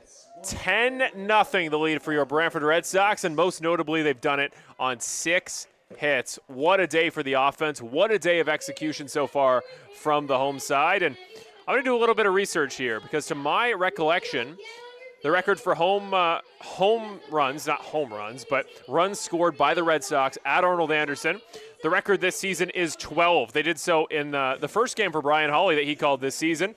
That was that contest on June 15th. 12-1 that win over the Kitchener Panthers. And since then, they've scored 10 twice at home, both last weekend. So this is now the 4th time the Red Sox have scored 10 at home. And if they can beat 12, that is the home mark for this season.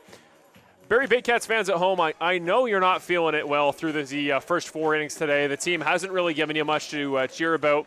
They were a little bit late to the ball game. The Baycats just, everything seems to be coming up Brantford in the early stages of this Friday contest. But again, you got a lot to look forward to. You guys got playoff baseball. I know seeding's important.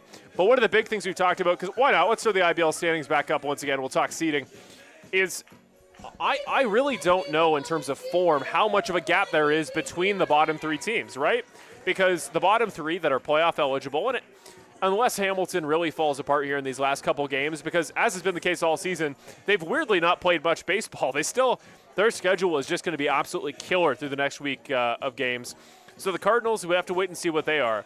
But the Guelph Royals, the Kitchener Panthers, and the Toronto Maple Leafs, that's the bottom three. And Barrie fans, I assume you're worried about London. Somewhat Chatham-Kent, not that they're too far behind. This last week, there's a lot up for grabs in terms of seeding. But really, the Royals have started to play hot. They've started to pick it up. The Panthers, at least the offense, has been pretty hot the last couple weeks. So those bottom three teams, Guelph, Kitchener, Toronto, they're getting their best bats. They're getting their best arms back in the lineup. They're cultivating their playoff lineups. And I just don't know of the three, particularly who I'd want to face. So seeding always a factor, but we will see how our opponents here in Brantford get affected by seeding and game results through the last 2 weeks. Strike one in. Irvin finally back on the mound, facing off against James Anderson, the right fielder, up for the second time today. The 0-1. Anderson sends that one foul. Carr, believe it comes down in the open roadway. 0-2. If anybody out there wants to sponsor a full-time first base parking lot camera, would be greatly appreciated. Here's the 0-2. A little bit too high. Almost Irvin's 6th K of the day. Instead, 1-2 for James Anderson. The catcher for Barrie, Tyler Plumpton, has been very busy today.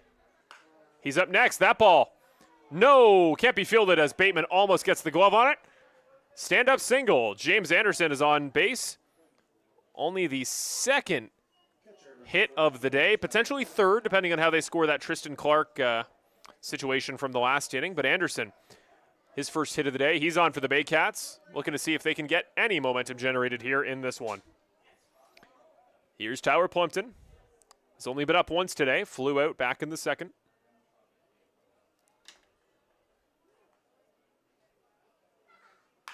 That ball chopped right towards Ortega, who doesn't need to field it. Goes foul, 0-1.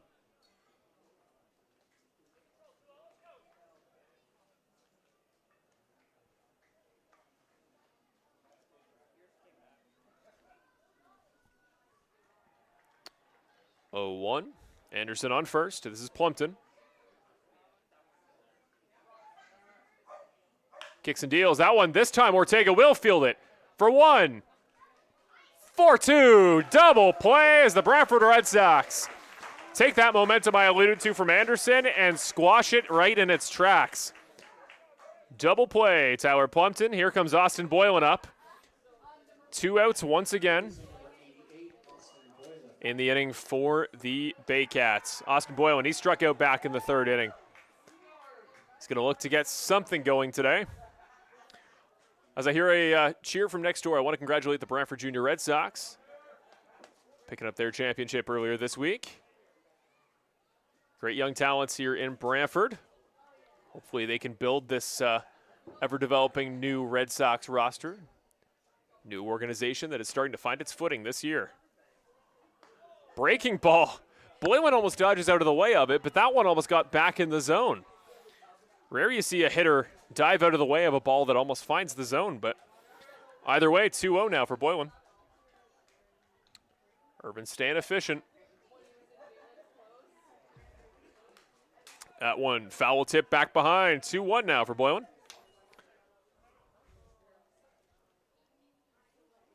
Well, Mike in the YouTube chat is manifesting. He thinks this contest is over. Certainly Red Sox fans hope it is.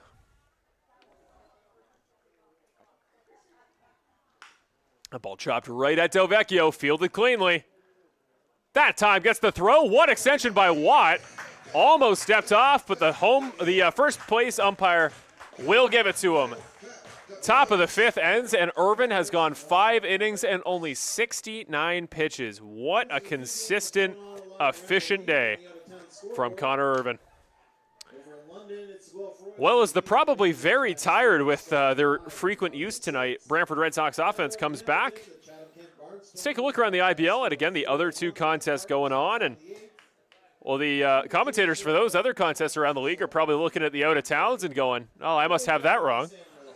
But the Brantford Red Sox are coming through tonight. Speaking of, last time we checked in, the London Majors were up 4-2 in the bottom of the 4th. Now in the bottom of the 6th, the Guelph Royals have taken the lead in that contest, 7-5, that game at Labatt Park in London. So Barrie Baycats fans, you got something to hold on to. The Royals there may potentially hold off the Majors, which would be an all-important loss in that column should the Baycats take the L tonight. And already in the top of the 8th, a very quick ball game that started only 2 hours ago, the Chatham-Kent Barnstormers lead the Hamilton Cardinals 3-1. I got to think in that game, Barrie Baycats fans are probably cheering for the Chatham-Kent Barnstormers and, the Hamilton Cardinals over the Barnstormers. But right now, the Barnstormers getting the better of the home side in that contest.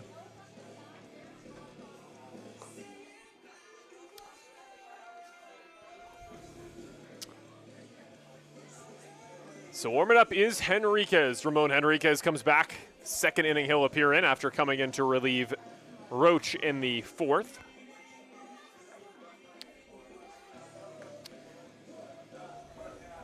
Remember, Sunday, that is going to be a very fun game here at Arnold Anderson. Going to have Brian Hawley back on the call. Going to be back on Rogers TV. So whether you want to watch on local cable, Channel 20, or on the Brantford Red Sox IBL YouTube, no matter where you come to us from, Sunday afternoon action. The way this game is shaping up, that could very well be the 4th straight home win for the Brantford Red Sox. I'll do some looking throughout the rest of this contest, see the last time the Red Sox won 3 straight home contests. It definitely has not happened this year, I will tell you that. Getting warmed up and ready to go is, just as the last inning started, I believe, Mr. Brody Black will come in to lead this game off, or lead this inning off, pardon me, the bottom of the 5th. He struck out last time, but that was the first time he hadn't made it on to first. Did so with a walk and a hit by pitch in his first 2 at-bats.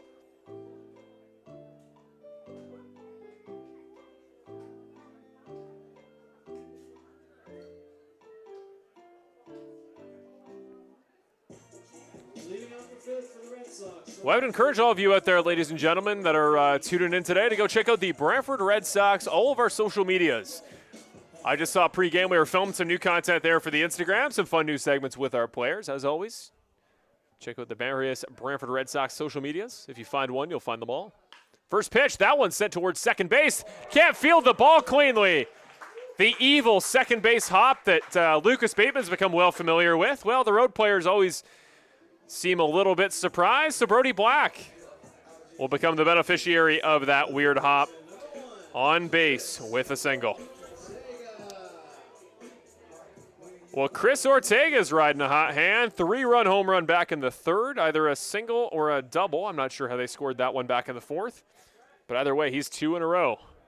He's now got Black on first. First one high, ball 1. Savage back on deck. Or pardon me, Watt on deck first. Back-to-back walks, then Savage, 2 doubles. First it's Ortega, 1-0. Henriquez deals. That one a little bit too low. Loud call of nope from somebody in the Brantford dugout. Home plate umpire agrees, 2-0.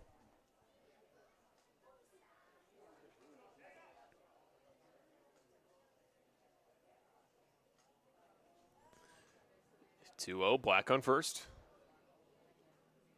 Swing and a miss for Ortega. Still up 2-1. Not much of a lead off for Brody Black. He's seems pretty content, being a foot or 2 off the bag.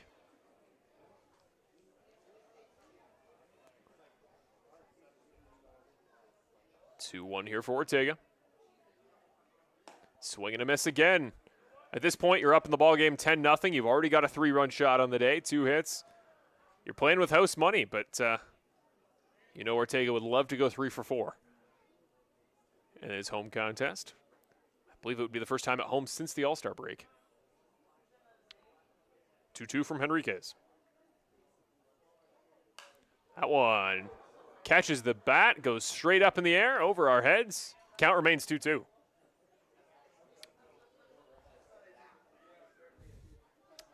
Ramon Henriquez, 15 pitches to retire 3 batters so far. The 2-2.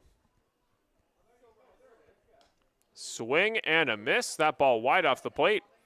A little bit wild. Second K of the day to Chris Ortega.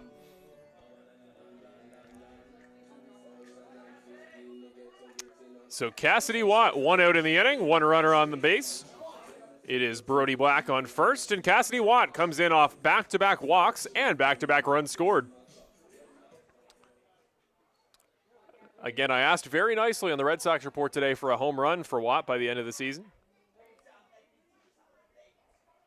That one sent right back at the pitcher. We've seen plenty of those today. For 1, for 2. Watt can't quite jog it out. Finally, a quick end to an inning for the Barrie Baycats defense, as Henriquez will get the ground double play from Cassidy Watt, which will end off the 5th inning. Won't do a word from our partners. We're just going to take a quick break away as solo commentary night. I'm going to take a quick break, and we'll be right back as we get ready for the top of the 6th here as the Brantford Red Sox lead the Barrie Baycats 10-0 through 5 innings.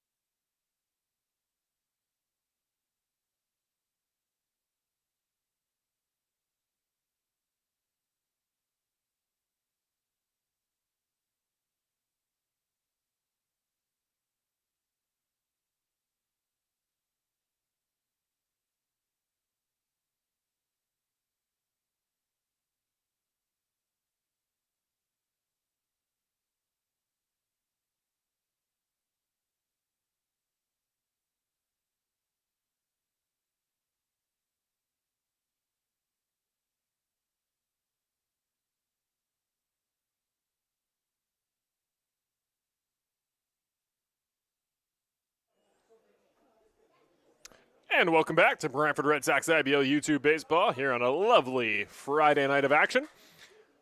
Finally, nice temperature here for a couple consecutive games. Still a little toasty at Arnold Anderson. That was the first pitch of the 6th inning. Connor Irvin dealing to Noel McGarry-Doyle. He flew out, then grounded out, and hasn't been seen since the 3rd inning. Ball wide off the plate. 2 balls to start off the 6th inning for Connor Irvin. And we talked about the importance of eating up innings, eating up plate appearances when you play 4 games in 4 straight days. Irvin has done that to a T, and he's been efficient.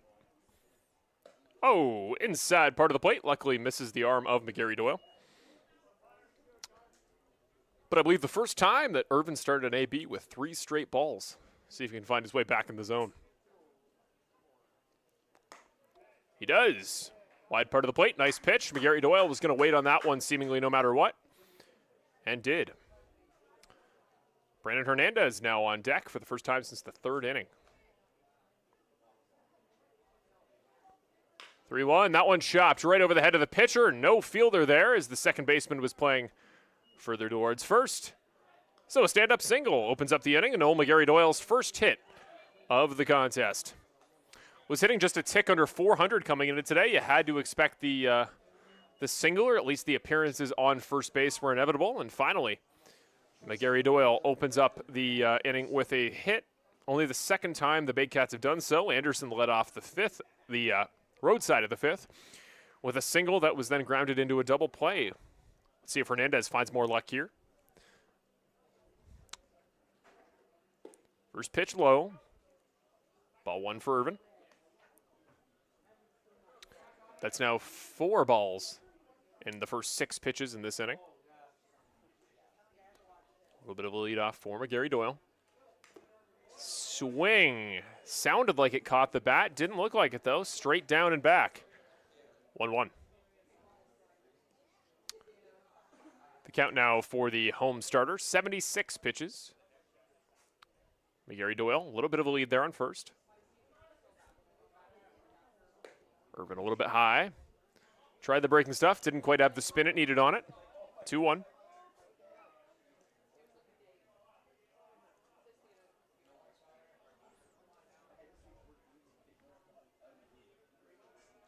Two-one, 2-2 now as that ball's fouled back almost right into the hands of a kid out there hitting in the third base fun zone, hitting over the green giant wall.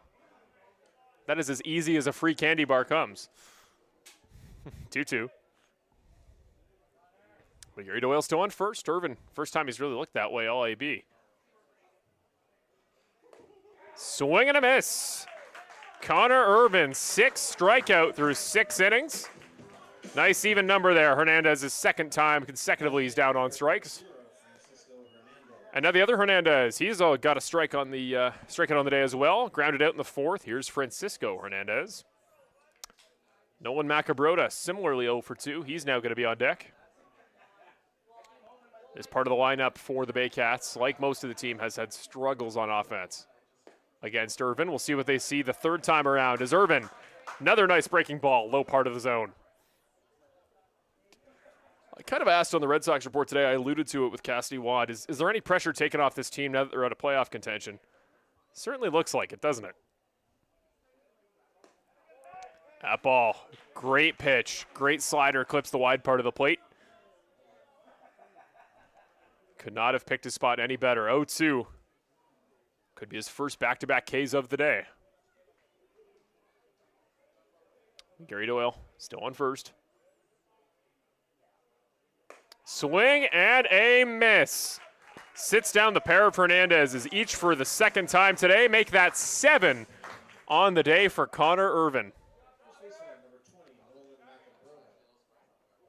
He's pitching today like we accidentally brought a guy from the other Red Sox. Must be all this extra prep time with the offense being so solid today. Is maybe extra stretches. I don't know what he's doing there on the side, but his prep is working. Keep it up, Connor Irvin. Here's Nolan Macabrota. First pitch. Home plate umpire gives it to the batter, 1-0. Tristan Clark, the only guy who's been on first base twice today. He's now on deck.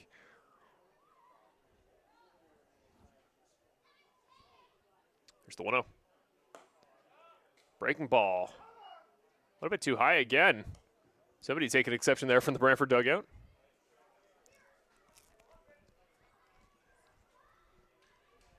This next pitch will be the 2-0. Still the Macabrota.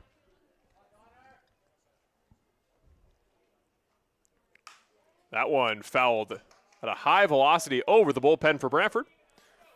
2-1 as Macabrota hangs his head. I think he may have thought he caught up to that one.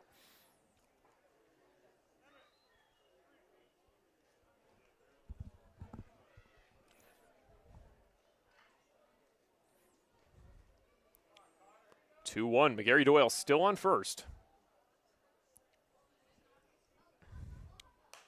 That ball is going to go in the exact same spot. Now a different girl out there right underneath it, waiting for that ball, and we'll convert it into another free chocolate bar. The Barrie Baycats single-handedly raising the caloric intake of the entirety of the youth of Brantford today. 2-2-2 reads the scoreboard. Swing and a miss, a trio of strikeouts in the 6th inning. Connor Irvin was not the representative for this team at the 2025 IBL All-Star Game. That was Aiden Armitage, but holy cow, Irvin's making a late case if only the game happened in August. What a game so far here for the Brantford Red Sox. Both sides clicking. As the loudest segment of our game commences. Now, usually at this part of the game, I would be trying to communicate loudly with Brian Hawley. Luckily today solo, but this is still the loudest segment of the game every game, as the free Domino's pizza is rewarded. I don't know what it is about the Arnold Anderson Stadium fans, but the winner of the free pizza is always sitting directly underneath me. And once again, they are today. A gentleman I believe you saw there on camera a moment ago has won the free pizza courtesy of Domino's. I gotta say, I think for the sake of fairness, and maybe Brian and I will push forward on Sunday, one of these days, the commentators or the media booth, all of us up here on the crew, we gotta push for that free pizza one of these days. A little bit of noise. You always wonder if the mascot Boomer is yelling in the costume, but it is large enough that that he likely wouldn't hear. You got to think Boomer's pretty hot today as well. Toasty contest today. There was a little bit of risk of rain early in the forecast today. That then subsided into the clouds that made it look like we weren't going to get a sun delay today. Unfortunately did, as you know, if you tuned in back closer to 8. But 10 runs of home offense later, I think the Brantford Red Sox have put on a show here at Arnold Anderson to justify all the home fans that stuck around. But I also want to thank, there are a couple Barrie fans, Barrie Baycats representatives sitting out there on the first base grandstand. We thank them for coming out because that doesn't come as a surprise to any of you in the Ontario area that the Baycats, commute down here to Brantford is, statistically one of the furthest in the league, and certainly you're driving through the 400, through the 401, you can narrowly pick a rougher series of highways. So just want to give a quick shout out to the Barrie fans who have made their way to Arnold Anderson in this one. Alrighty, Andrew Savage, he's back out for the 4th time today. Again, a pair of doubles. His offensive production today. First pitch from Henriquez. Misses the barrel, and an arm now warming up in the bullpen for the Baycats. Just in case the Brantford offense picks up steam again. 0-1 to Savage. Palos on deck. That ball low, evens it up at 1-1.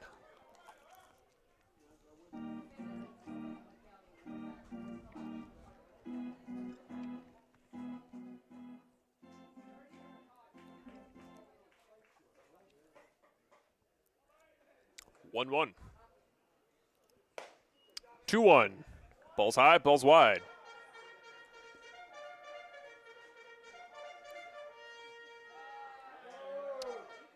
Couldn't agree more with Tammy there in the chat. This contest for second in the IBL likely is going to come right down to the wire, especially if we see a loss from both London and the Baycats tonight. The 2-1. Henriquez wide off the plate again to Savage. Savage, one of the few players on this Brantford offense without a base on balls today. If he gets it, it would be let me make sure I got my math right, would make it an even 10 on the day for the Red Sox offense or Baycats pitching staff, depending on how you look at it. 3-1, Savage. Barrels it well, a little too wide, chance for Clark. It is foul for sure. And does go wide. Yeah, into the backyard. Wrong backyard, unfortunately. 2 backyards are home run territory. He hit it into the one just left of the foul pole. So that's a full count. The first that Henriquez has faced as the pitcher in this contest. And Andrew Savage again, 2 for 3 on the day. Both extra base hits. Henriquez deals. That one struck the other way. This time right over to right field, ranging for it. Sprawls out and gets by him. Can't play it with the glove. Around he goes. Savage came into today with 2 doubles on the season. He's going to leave this game with at least 5. Unbelievable. Andrew Savage. Center fielder, number 13. He's hitting today like second base owes him money. This is one of the most unreal offensive performances we've seen this year. Not just from the entire team, but so close there, the opportunity for Anderson. He had to range quite a ways further. He was playing deep, especially after Savage's previous hit almost cleared the left field fence. I don't blame him, but couldn't quite get there. Here's Ethan Paulos.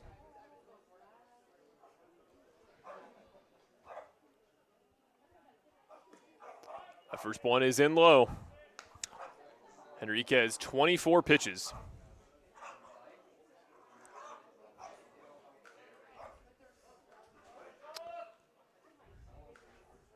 Here's the 1-0. 1-1. There's a very loud barking dog off just below the grandstand, and I hope for Enriquez's sake he has that dog in him, because this has been a long day for the Baycats pitching staff. Still no outs in the 6th. That ball struck foul. We need to get a chocolate bar tally here on the Brantford Red Sox broadcast. A number of balls out towards the entertainment area for the kids out on the first base line. Add that one to the tally.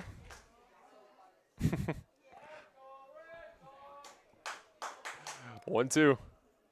Enriquez, that one chopped right at third. Runner's going to stay on second, fakes him out, and the throw is way over the head of the first baseman. Oh my goodness.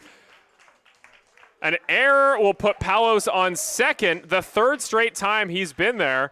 And with the hesitation that was fascinating. With the hesitation Savage caused on second, I actually think if Palos had just legged that one out to first, he had it, error or not. There was a weird hesitancy there from the third baseman to make that throw. That's Austin Boylan out there, was waiting to see if Savage would go. Didn't. And that led to the throw well over the head of the first baseman. Macabrota's got great range. He's a tall guy. Not quite enough, tall enough for that one.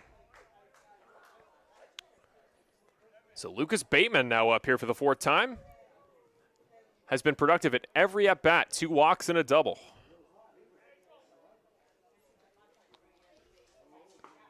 First pitch in, bottom of the zone, strike 1. If both these runners on base come in to score, it would tie Brantford's home record this season for runs in a home game.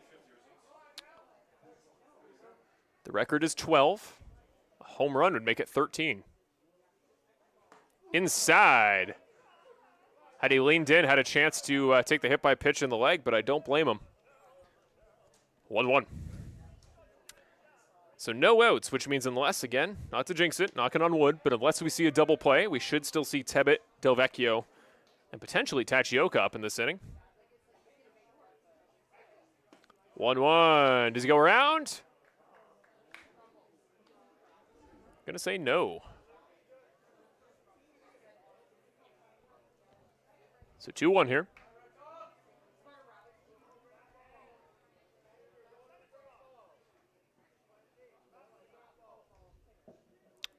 Two on to Bateman. That one chopped right towards second base. Another weird bounce, but the baseman can play it correctly. Almost a miss on the throw to Macabrota, but the run will come in. Andrew Savage, his 3rd time in 3 innings strolling across home plate. Make that 11-0 for the Brantford Red Sox. So Graham Tebbit up next in the order for the Brantford Red Sox. Last time up he walked. That was the first time he'd been on base all day. But he has gotten deep in some counts. If he can get the bat on the baseball, chance to make it a very productive back-to-back ABs. First one, speak of the devil, straight by the infield. Another run comes in, and that ties the season high for the Red Sox run scoring at home. First hit of the day for Tebbit. And with that, somehow, the only player in the lineup without a hit today for the Red Sox, well, 2, it's Tachioka and Watt, 2 of our best on offense. Both have been on first base, each with a walk, and 2 in the case of Cassidy Watt, but the only guys left without a hit. An all-around stellar performance from the Red Sox offense. Here's Delvecchio. That one a little bit low. 0-1. Delvecchio tried to swing at it. 2 RBI single last time up. Delvecchio's now hit in 4 consecutive innings.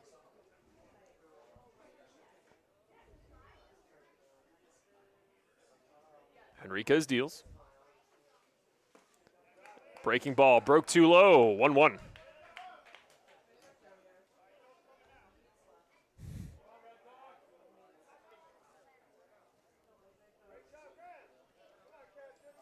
One and one. Is Delvecchio with the plate. Swing and a miss, 1-2. Enriquez way back in the second at-bat of this inning. He struck out Ortega. Enriquez hasn't had a K since then.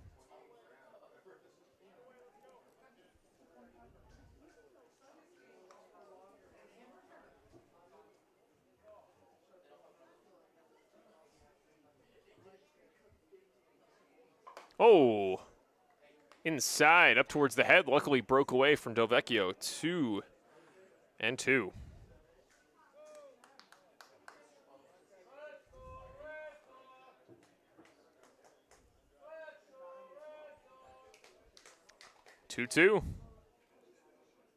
Henriquez to Delvecchio.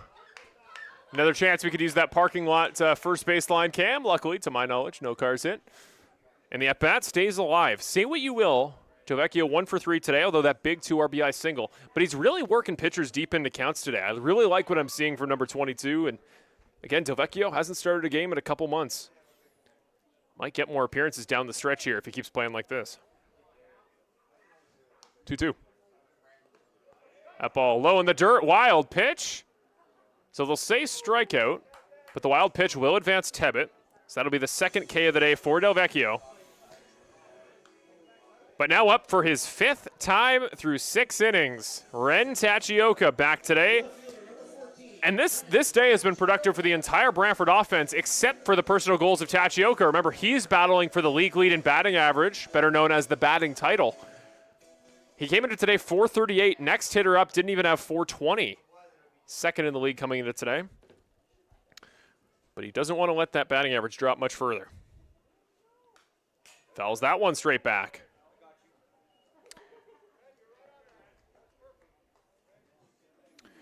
And it's even these at-bats that, you know, Tachioka comes up with a strike or a ground out. He's always getting the bat on the ball.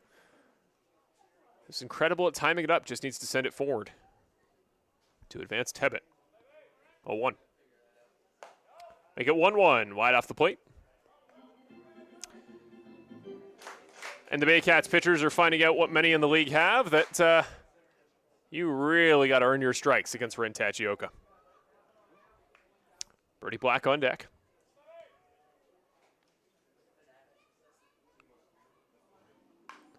And chopped foul.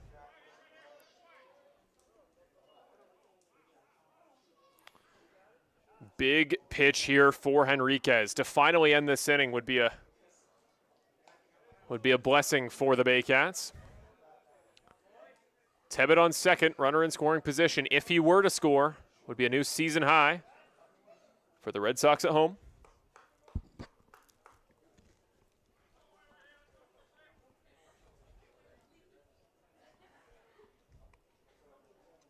The 1-2, 2 outs. They get 2-2, 2 outs. Wide off the plate.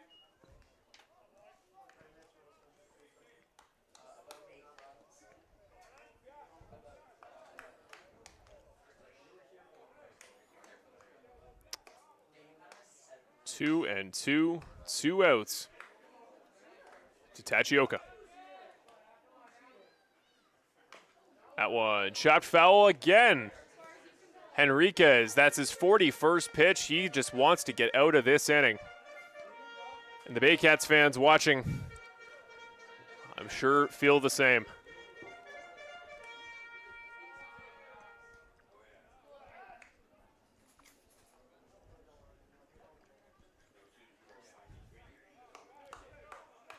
Two, 2 outs. Chops that one foul again. Tachioka, oh my goodness, the poor guy just wants this done with. Again, for a guy going for the batting title, every at-bat makes a difference. And I think in the time since Tachioka stepped up to the plate, the gentleman in front of me that won the free Domino's pizza have probably finished it over the course of this one at-bat. Blinking light out there in the right field.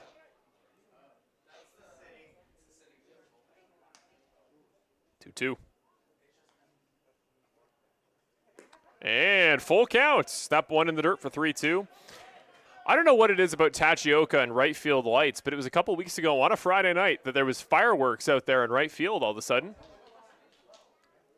Something about Tachioka just inspires random lighting in right field.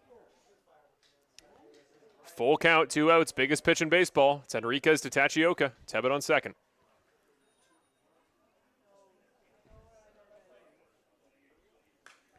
That ball chopped foul the other way. Brody Black, look out. Brody Black, I wouldn't blame him if he lets out a yawn there in the batter's circle. He has been there a while. To my count, this will be the 9th pitch of the at-bat for Tachioka, which, again, the least you can do to cap off this inning if you don't get on base, at least make Henriquez work that arm. 3-2. Swing and a miss. Tachioka, heartbreakingly, his 3rd strikeout of the day. Came into today with 15 on the season. He'll leave with 18. And I mean, if you're the Barrie Baycats, something to keep an eye on. Again, Noel McGarry-Doyle towards the top of the league in batting average. An outside chance, we'll say, at the batting title.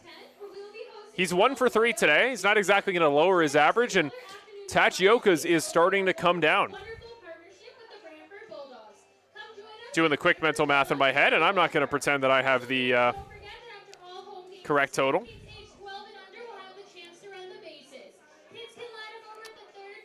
But let's take a look here around the IBL. I'll try to get you an accurate top 5 and see, maybe we can see how other hitters that are in the top 5 for the batting title have done tonight. Because really that is our storyline here at this point in the year for the Brantford Red Sox. We're fully confident. I think I speak for myself, Terry Smith, the entirety of the organization, when I say we are really happy with what we've seen these last couple weeks, the positive steps that have been made in terms of getting ready for next year to make that more organized charge at the playoffs for the first time in what will by next year be 3 seasons. And performances like this, a 3rd straight home game with 10 runs scored, now 12 in the case of tonight's contest, still with 2, maybe 3 more innings of work. That is what you like to see. So let me give you the top 5. Coming into tonight, again, this is prior to tonight's contest. Tachioka for Brantford was hitting .438. Again, that total will drop as he's now 1 for 5 on the day. But Evan Morrison came into this one .405. Of course, he plays for the Chatham-Kent Barnstormers. Welland's Mateo Porcelato at .402. And then 4th, McGarry-Doyle, Noel McGarry-Doyle for the Barrie Baycats, hitting .393. And then it's really a huge drop-off to Spencer Marcus for the CK Barnstormers at .368. So 4 hitters really in play. And I think it's going to be really come down to Tachioka, Morrison, Porcelato. And again, McGarry-Doyle's really got to pick it up next time he's up if he wants a shot at the crown.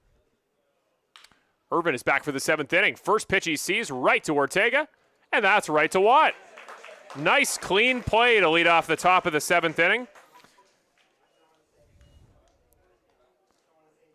So Tristan Clark will lead this inning off with a ground out. Remember, he's the guy that we've kind of been hyping up because was the only hitter for Barrie consistently getting on base. Well, that streak will come to an end at 2. Here is Alex Wickett. Got on base in the 2nd with a hit by pitch. Flew out in the 4th. He's up for the 3rd time now. James Anderson now on deck. Great pitch. Slider. Fools Wickett. 0-1. This is really a breakout game today for Irvin, who was player of the week a couple times early in the season. Right back at the pitcher, over his head, not within fielding range. It'll roll gingerly out towards Paulos. Stand-up single there. First hit of the day for Alex Wickett. That'll be the 4th of the contest for the Baycats as a whole, all singles. If you want to give a consolation prize here for the Barrie Baycats, they have hit more singles than the Brantford Red Sox, but that's because the Red Sox bats have been on fire for power today. 5 doubles. And that big home run in the 3rd by Ortega. Anderson now at the plate, Plumpton on deck. This will be the 90th pitch for Connor Irvin. Nice pitch, bottom corner again. That horizontal break is getting stronger as the contest goes on. Hello to our common director, Brandon Barnard, watching at home. Bet you miss you were able to make it that ball a little bit wide as I have a verbal aneurysm. Bet you wish you were here for this contest is what I meant to say, Brandon. I'm sure we'll see him on Sunday. Want to take that moment, speaking of, to thank our entire broadcast crew here. Thank you to Ryan, to Sebastian, to Phoenix, to Noah, and everybody else around the game day team that makes all of our awesome game day experience in general happened. Julia Vina, our in-game host. Nathan Bowles, our team photographer. I'm sure he's around filming something new. Often makes this great content for Red Sox Report. Swing and a miss for Anderson. 2-2 for Irvin. Strikeout could be his 8th of the contest. 9th of the contest, pardon me. Holy cow. Plumpton on deck.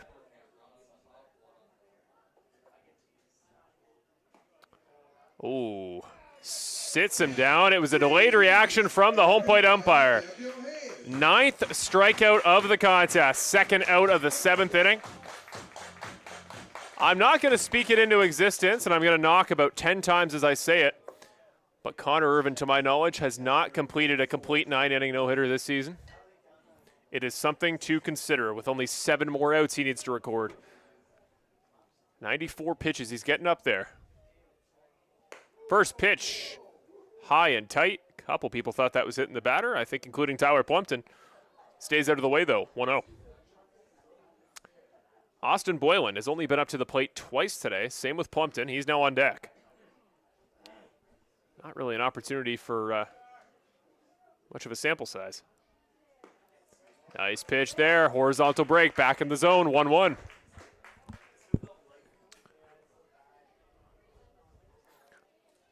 With all the sun delays, the delayed start times, it is awesome to see the fans out here in Arnold Anderson getting a great showing from the home side each of the last 2 weekends. We're seeing it again today. That one struck out towards Paulos. He should easily settle under that. Yes, he will. Ends the 7th inning, and Irvin remains no hitting through 7, including 9 strikeouts. And incredibly, I'm looking through, I don't believe I've scored the game wrong. I think he doesn't have a walk to this point either. What a day for Connor Irvin. He's had help from his defense behind as the 7th inning stretch commences. I won't suggest otherwise. The defenses look steadfast. Delvecchio had that one errant throw, I think, off to first, which I actually think they'll score as a Watt error. I think it was a bit of a fast one bouncer. Wasn't the easiest throw in the world, but we'll see how they score that one. Anyways, that really the only mistake today for the Brantford defense. Other than that, they have been steadfast. And I really wish if we could go back in time and reorganize these contests, maybe put some of these Brantford wins late at the start of the season. This battle down to the wire for the final playoff position with Kitchener with Toronto could have been a little bit more interesting. Alrighty, Brantford Red Sox fans. Bottom of the 7th inning stretch has finished. And we got about, if I had to guess, 40 minutes more baseball. And the question now at this point, can Brantford beat their home tally record on the season? 12 runs they put up tonight at home. That was the number they put up on June 15th against the Kitchener Panthers. Now, of course, they're a long way off their personal run tally, their run record on the season for the Red Sox. 25 they put up in Chatham-Kent. That was a couple months ago, so long ways off for that record. Let's take one more look at the IBL out-of-towns for tonight. I believe both the other 2 contests on this Friday night of IBL Baseball have come to a close. Well, the game has in Hamilton, pardon me. Chatham-Kent takes the win at Bernie Arbor, 5-1 on the road there. So Barrie Baycats fans, the CK Barnstormers, they're trying to chase you down, and they put a win in the column tonight. And to that other all-important contest, currently in the top of the 6th, the Guelph Royals, that lead now only 7-6. Brad Reeveson coming in for the Barrie Baycats tonight.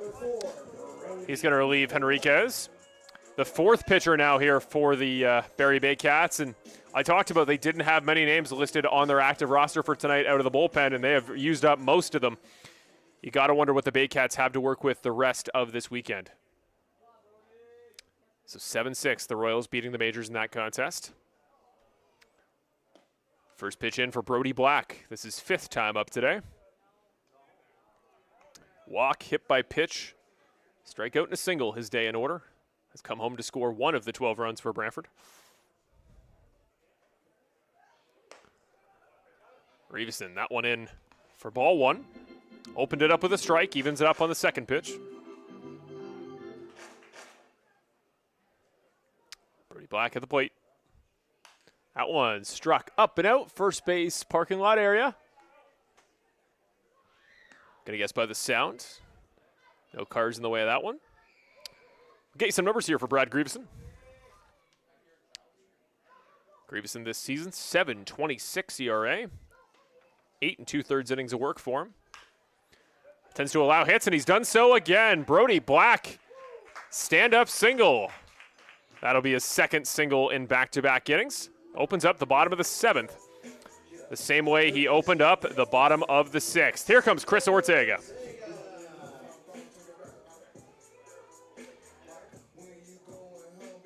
Yes, indeed, Tammy in the chat. London is losing. That game's still in the top of the 9th, so Guelph trying to add on to their lead. 7-6, the gap in that contest. I'll keep you Barrie Baycats fans posted. Stay right here, and we'll make sure we fill you guys in. Sympathizing that you guys are still in the playoff hunt. Grieveson. Nice pitch there. Picks the bottom corner. Starts off the at-bat against Ortega with a strike. Arguably the two best bats in the lineup today. The Baycats have done a good job putting strikes out on the board against them. 3 strikeouts for Tachioka, 2 for Ortega today. Pitch inside corner that time. Grieveson's picking the corners as well as Irvin has.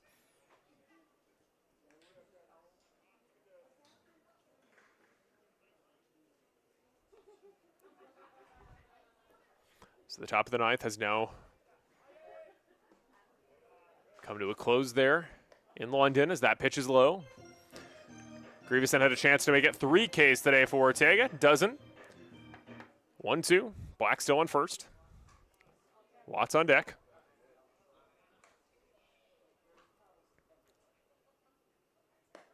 Wide off the plate. Grieveson had his corner. He's lost it a little bit. A little bit of frustration there. 2-2. No outs still in the bottom of the 7th. The London Majors in that contest. Skylar Janice now pitching. One of the best closers in the IBL. That one struck out. That's first baseline. Oh, I think it just missed off the front of some sort of Chevrolet. It did not hit our director's car, luckily. I'll assure him of that. 2-2. Ortega saw that one all the way. Sent it the second baseman. Gets the throw. Bouncing throw. It's wide. The runner will advance. Both of them will advance as he jogs off towards the fencing. Oh, an errant throw there by the second baseman, Alex Wickett.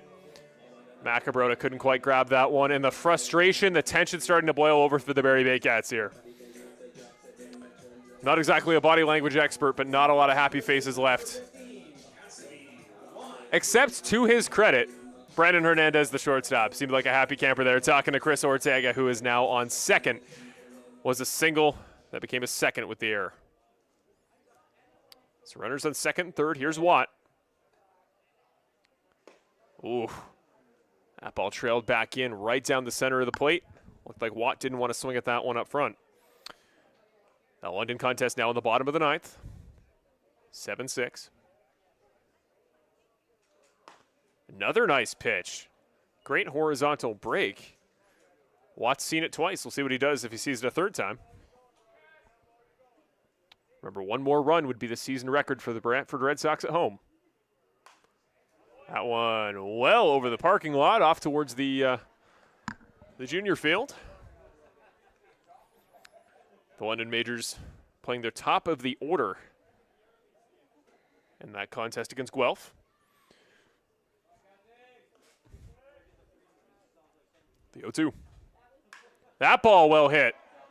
Watts put it out towards center field. It will come down. The tag up. Here it comes. This would be the record on the season, and it is. 13 runs for the Brantford Red Sox, the most they've scored at home in 2025.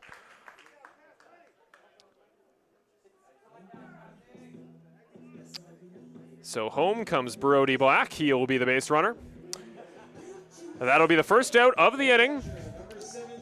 A trio of runs for Watt today. And then the sac fly brings home Black. So Chris Ortega still out there on second. Here's Andrew Savage. And again, just a reminder, a fun stat for all you watching at home. Andrew Savage, only 2 doubles and a pretty big sample size coming into today, has 3 just today.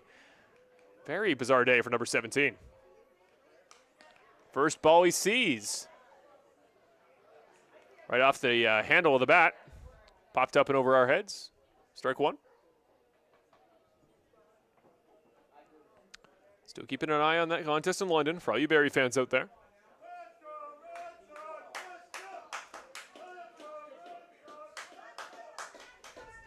Oh, 1. That ball struck right at the third baseman. Ortega's going to stay on second. Hesitates again. Gets it there. McElroy, nice range, makes the snag. So smart by Ortega just to hold down the fort at second. Ground out for Savage. Here's Ethan Paulos. His day started with a ground out, and since then, Paulos has been exceptional. Pair of walks, an error that put him on second. And Brad Grieveson remains in this ball game in the bottom of the 7th.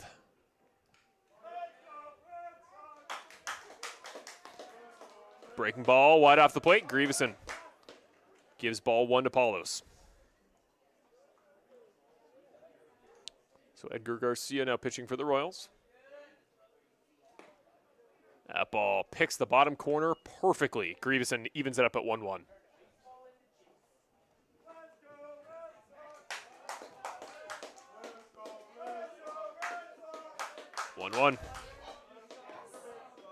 Got his spot again. Grieveson can pick that bottom corner up there with the best of them. 1-2 to Paulos.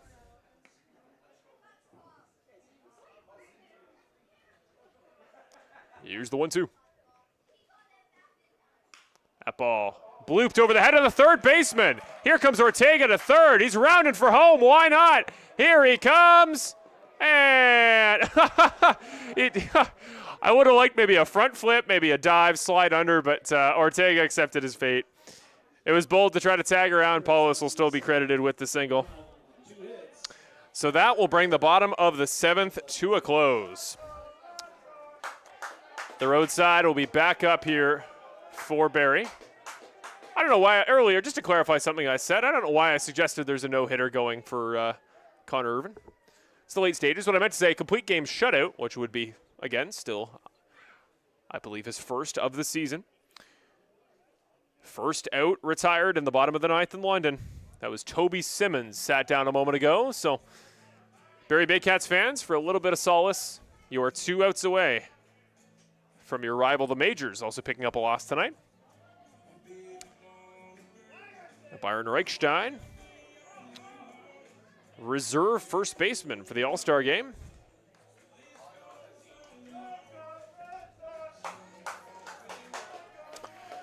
Let's do a little bit more housekeeping as we finish up tonight. That way, when this contest comes to a close, we'll send you right off. Let's take a look at the road ahead one more time for the Brantford Red Sox, see our schedule the rest of the way. So a reminder, we're back. Let's go over the home games only. We're back this Sunday. It's going to be myself and Brian Hawley. That's a Rogers TV production. So if you're in the Rogers cable market, you want to watch that game on Channel 20, you can do so on cable or day and day at the exact same time with the Brantford Red Sox IBL YouTube. And then we're back on Friday. That ball game going to be against the Toronto Maple Leafs. And for a little bit of extra fun on that one, that is hockey night in Brantford. Of course, Brantford, an iconic hockey city. And now, as of the last couple of years, they have the Brantford Bulldogs, one of the most dangerous teams in the OHL. I had the pleasure of being part of their crew last season. They are an exceptional organization. Now, again, under the ownership of the Hymans. So they're going to be here on Friday. Can't promise Zach Hyman or the family will be there, but would be cool if they were. And then the final home contest here to cap off the season for the Brantford Red Sox. We'll see if they can keep up this hot streak at home. Down the line, they cap it off against the Hamilton Cardinals, the final game of the Cardinals season. Another team in the chase and the hunt for playoff seeding. 2 balls, no strikes. Edgar Garcia against Byron Reichstein in that Guelph at London contest. Guelph still up 7-6. And now on the mound for the Brantford Red Sox. Looks like the complete game shutout not a priority. Connor Irvin is going to take the rest of the night off. What a performance tonight for number 20. Unbelievable. 9 strikeouts today on the ledger for Irvin. No walks. What an unbelievable game. Only 4 hits allowed. Had 1 error behind him on defense. Aside from that, he gave Barrie no room for error. And they made a couple. 13-0 the lead for the Red Sox at home. And the fans here at Arnold Anderson are keeping the energy going. They're keeping the noise. You see in your camera there's some clapping. And even just the fact that this audience is as loud, as invested, as rejuvenated, I should say, as they are all the way to 10:40 p.m. speaks volumes about the Red Sox community here. And I think I speak for all of us when I say I hope they put an equally talented and capable offensive ball club on the field next year the way we've seen at home these last couple of games. I am very excited for what next year holds for the Red Sox. Austin Boylan up for the third time today, but doing so in the 8th inning. Nikolai Arbach, who pitched in that bullpen game the Red Sox played last Sunday against the Hamilton Cardinals, was recorded the win in that one. First pitch, first strike. Boylan swings and misses.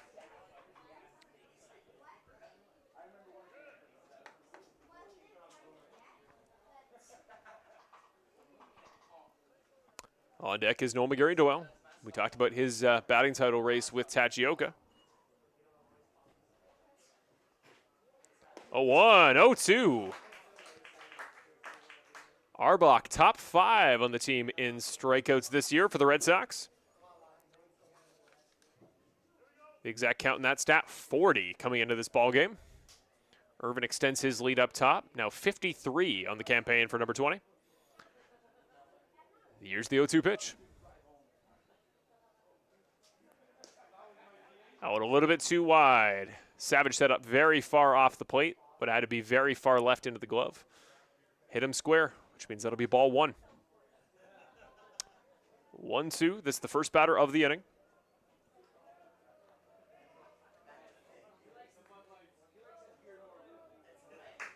Arbach deals.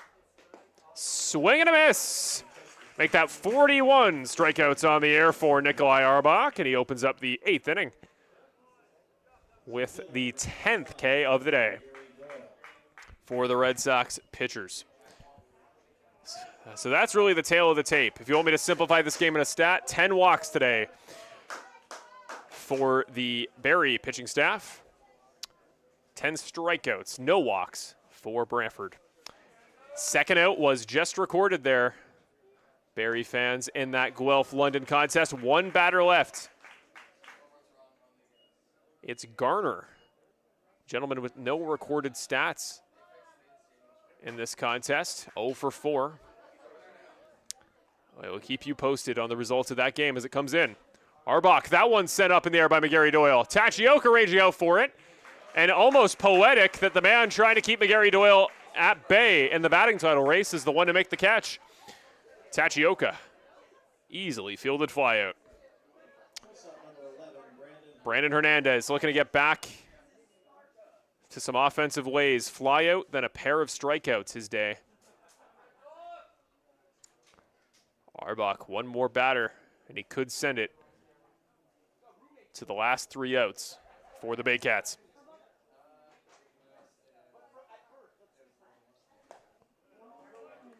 Strike 1 on Brandon Hernandez.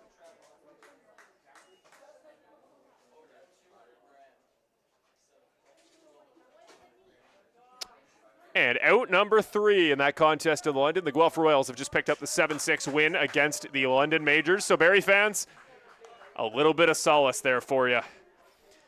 This game may not have gone the way the Baycats were hoping, even from the travel delays early on, but at least the rivals, the Majors, will pick up the L tonight as well.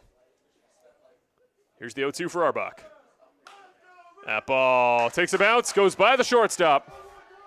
Brandon Hernandez on base with a single. Finally on the board today. He'll go 1 for 4 in this contest, and Francisco Hernandez will come up behind him.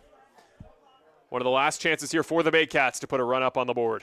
Designated hitter number 0, Francisco Hernandez.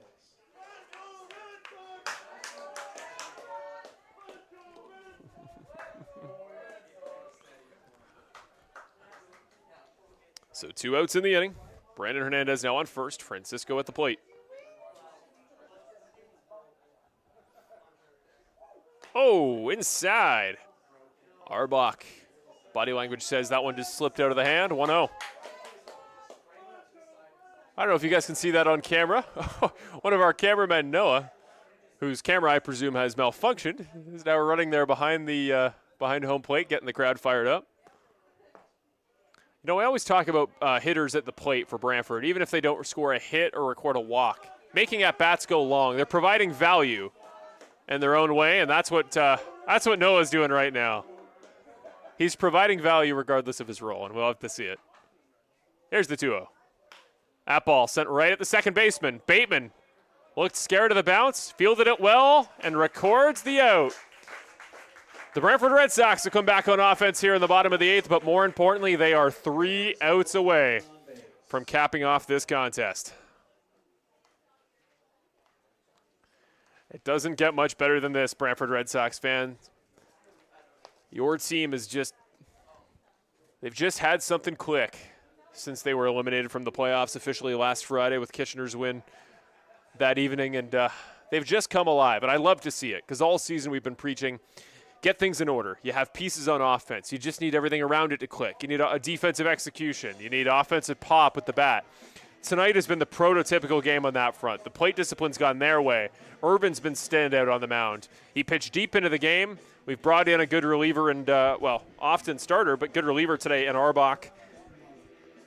And just selfishly, ladies and gentlemen, I've been waiting to see a home run at home for a long time. Haven't seen one in a couple weeks. And Chris Ortega did just that tonight. Congratulations to him. Congratulations to the entire team. This has been a performance to remember for the Red Sox.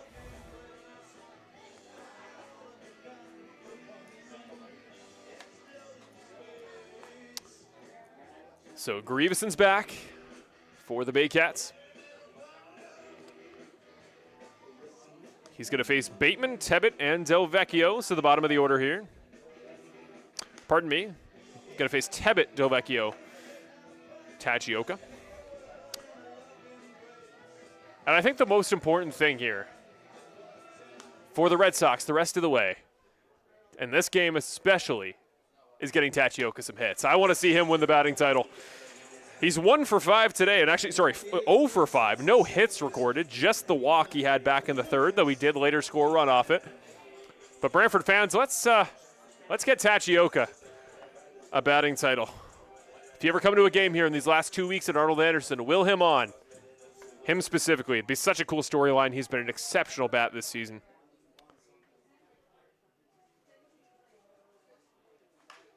That ball sent fair. Stays in for Graham Tebbett. Stand-up single leads off the inning. To quote Smash Mouth indirectly, the runs start coming and they don't stop coming today for the Brantford Red Sox, or at least the hits. It wasn't singles at the beginning, but since the really the 4th inning, it's been only singles. A lot of guys, just these quick bloopers in.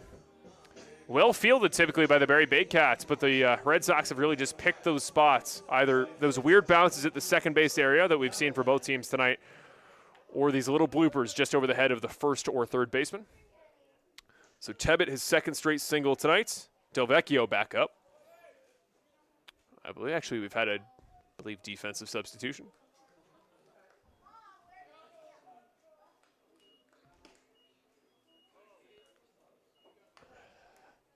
I've yet to see the jersey on the batter. 1-1. Tebbett on first. Nice job not swinging at that one. To correct myself, believe it's Josiah DeVaplin that's come in to pinch hit for the Red Sox.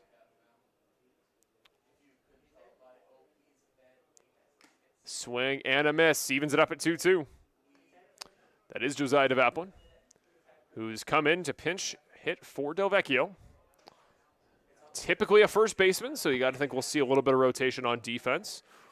Might see Ortega push to short, Watt to 3rd. Swing and a miss again. DeVaplin sat down there on strikes in relief for Del Vecchio. So the first out on the board for Grieveson in the 8th. Now batting number 8, Lucas Lefebvre. Want to correct myself in the order. So that was a pinch hit. That was DeVaplin, though in for Tebbett. So it's going to be Lucas Lefebvre coming in for Del Vecchio. And right in the first pitch he sees, sends that one off to center to right. Tracking out to the warning track. Comes down Lefebvre. First pitch he sees in the pinch hitting spot. Doubles. Lucas Lefebvre. Welcome to the ball game. Adds to the ever-growing list of Brantford Red Sox with hits in this contest. So the double there from Lefebvre, the 6th of the day for the Brantford Red Sox. Back to the top of the order. It is Ren Tachioka. No hits yet in this contest. That one, pick the corner again. It's like the pitchers today for Barrie are just more adept when they face Tachioka. He's getting good calls from the home plate umpire. The pitchers are just picking their spots. That ball chopped foul. Getting deja vu back to last at bat. Tachioka was up, probably put 4 or 5 foul balls towards the Barrie bullpen. Brody Black on deck. This is the 6th at bat today for Tachioka. That ball high, 1-2. Count stays alive. So that's Lefebvre you see at the front of your screen there. He's the runner on second. Runners on second and third as Tachioka will now face a 2-2. Grieveson puts that one wide. Try to find that signature spot he's had all game. That wide side of the batter, bottom of the zone, pick the corner pitch. That one sent past the gap. No play by either fielder. Another run comes in as it's Lucas Bateman who comes in to score. What a day for Lucas Bateman. I could say that about a number of players on this team, but Tachioka is finally on the board with a hit in this contest. Had that walk back in the third, had already scored a run. But for the sake of the batting title race, it is big to get that single. 14-0 now the lead for the Brantford Red Sox. Runners now on the corners for Brody Black. First pitch, a little too low for Grieveson, 1-0.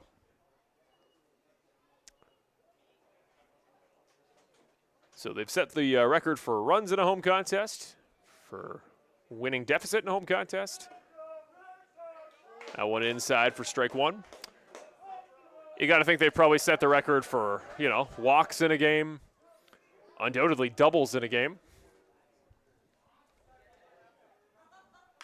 That one struck right at the shortstop. High hop over for Brandon Hernandez. Tries the throw, not in time, and the ball actually comes out of the glove of Macabrota as well. Black legs it out. Bit of a misplay on the bobble from Brandon Hernandez, showing actually discomfort there. Not sure if he's just stretching his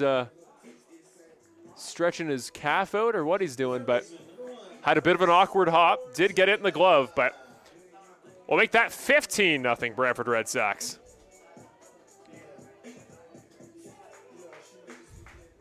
We'll see how the scorers chalk that one up. Either way, Tachioka now on second. Black now on first. Ortega. Last time he saw base runners on first and second, he put a 3-run home run over left field fence. That ball fouled first base line. That one was over towards my director's card. Does miss it.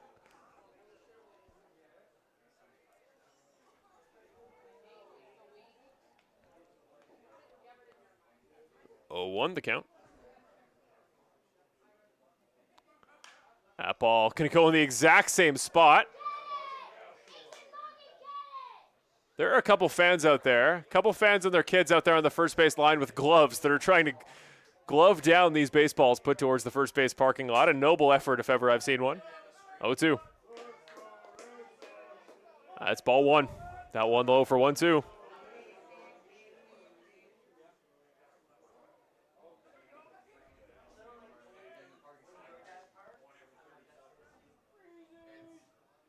Swing and a miss. Ortega's third strikeout of the day. A surprising stat in a game that has been so proficient on offense. But again, I think once he had that 3-run home run up on the board, that woke the crowd up. We got to try out our new home run siren. I think that was worth the entire day. Speaking of home runs, I mention it again. I have it on good authority as a gentleman, Cassidy Watt, that I talked to this morning on Red Sox Report. He didn't promise me a home run, but he highly implied we'd see one at home. And he's hit 3 on the season, all of them on the road. One of them a grand slam in that big 25-3 win over Chatham-Kent earlier this season. Came home for a run in the 3rd, 4th, and 5th inning. That ball wide, 1-1. If he can work this count into the higher echelon of balls, he can start to get more hittable pitches. That one struck pretty well out towards left field. Clark, though, should settle under it, and that'll bring the bottom of the 8th to a close. Cassidy Watt barreled the ball quite well, but he talked about earlier, it is so hard to hit here at night at Arnold Anderson. Something about the air, just the thickness. The ball tends to trail right off to left field. You see it in batting practice. You come out to a game here at Arnold Anderson. Looks like a home run contest in the pregame BP, and after that, the late innings just looks like the air is made of molasses here at Arnold Anderson. Let's get ready for the top of the 9th inning. 3 more outs for the Red Sox, and it's going to be Nikolai Auerbach, number 24, back on the mound. He will get the chance to close.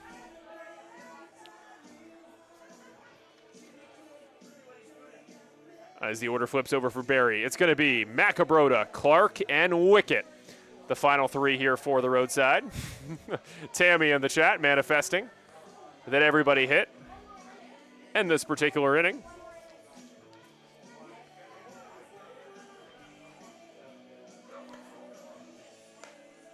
We talked about it a little bit earlier today with a member of the Red Sox staff, but it often feels like, especially when we play Barrie, we get every team's ace pitcher. We've seemed to line up against some of the best in the league. We played Owen Boone twice this year. I believe we've played Garces twice, Benitez twice. We always get your best pitchers, Barrie, but I heard today that, or at least I read an article, that Frank Garces out for the rest of the regular season by choice. Just going to take some rest before the playoffs. That is an arm that if Brian Hawley was here alongside me, he would speak endless praises about, and for good reason. You guys, the top of your rotation, some of the deadliest in the league, and I think I speak for all of us here in Brantford when I say thank you, Frank Garces, for taking the season off, for not pitching tonight. He has given us a lot to work with, but the way that the Red Sox are hitting, the proficiency they've had today, you got to think they would have had a very good shot to even put up some runs against him. Announcement was just made here at Arnold Anderson. Cassidy Watt is going to come in to catch today. It's been a number of games since he's done so. Hasn't started a contest at the catcher position in at least 3 weeks. But he'll sub in there today. Practicing his picks to second, and all of them have been on the money. Well, Brantford fans, get ready for one more half inning of baseball. Nolan Macabrota going to lead it off for the Barrie Baycats. As the top of the 9th kicks off, Auerbach will face Macabrota, Clark, Wicket, and whoever else is needed. First pitch. Inside corner, too far inside, ball 1.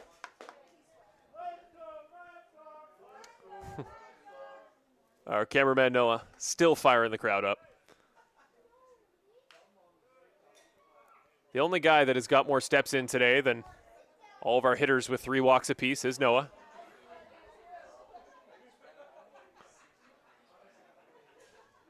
One and one the count. Auerbach. That one fouled back. Macabrota down 1-2.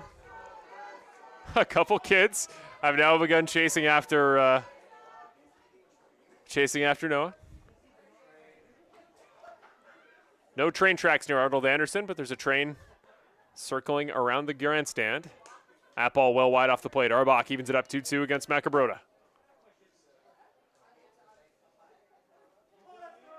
Thank you to Tammy there in the chat. We certainly hope so, and if I had to put money down at this point, of course I got a dog in the fight, but I like our chances for next year.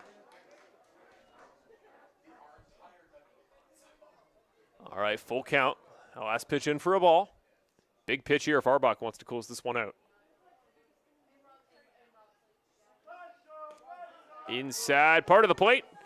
Macabrota will take a free pass. Base on balls. Here comes Tristan Clark. Left fielder number 6, Tristan Clark. I wish Noah had told us he was going to do this here today. I would have started a counter for that in addition to the chocolate bar counter, the balls off a car on the first baseline counter. We got a lot of counters we got to start.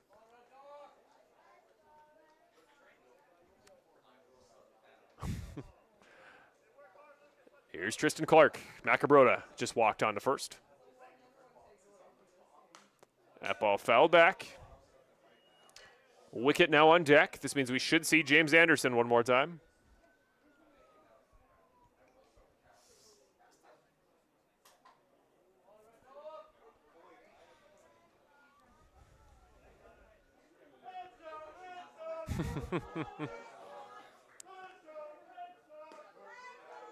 That ball wide part of the plate. Strike 2.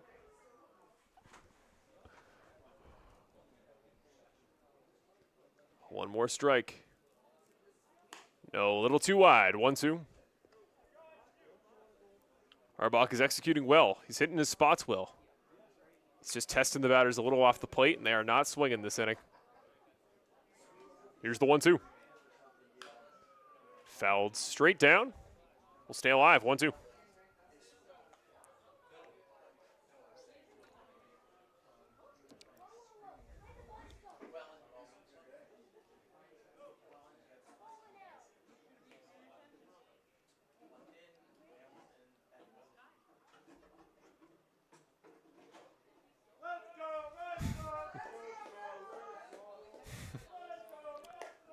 That ball a little too low and wide. 2-2. Just want to remind everybody, again, to do some final housekeeping as we wrap up tonight. Healthcare Heroes Night. Oh, afternoon, I should say. That's this Sunday. August 10th against Guelph. Watt tried to frame it a little too low. Another full count here to open up this 9th inning. So that's Healthcare Heroes Night, where we honor healthcare representatives from all over Brantford and the ever-important work they do for the community. Strike 3. Arbach gets the first out of the top of the 9th. Tristan Clark down on strikes for the first time today. Looking at our other theme nights the rest of the way. Remember, next Friday, Hockey Night in Brantford. We talked about that. And the season caps off with Fan Appreciation Night. Specifically for the Brantford Red Sox is the implication. But road fans out there, we appreciate you guys too. Anybody that supports baseball in the IBL here in Ontario. You are fans as important as any. Ball 1 here to Alex Wicket. Anderson now on deck. That one chopped over the pitcher. Fielded. Not fielded. Gets by him. Almost got the hand on it, but Paulos to throw it back in. Stand-up single for Alex Wicket. His second in quick succession today. Pretty good day for the second baseman, I got to say. Hit by pitch, had a fly out, and then 2 singles since then. Diamond in the rough here today, Barrie Baycats fans. But a little late at the end of the tunnel. At least Alex Wicket, really solid game today.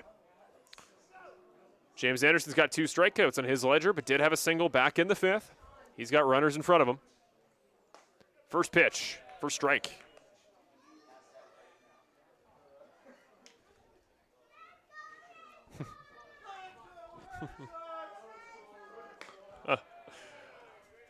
Another lap here from Noah.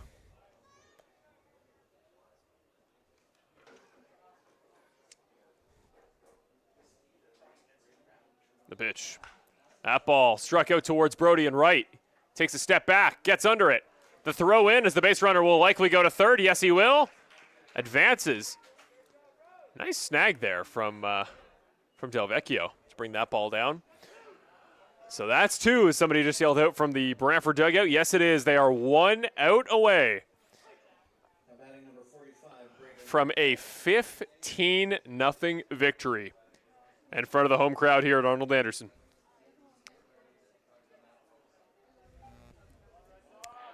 So that was James Anderson that just flew out.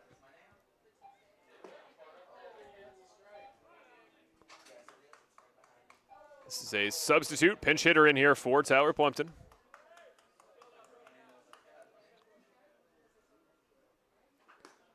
Wide off the plate. One around, that's a strike. Evens it up at 1-1.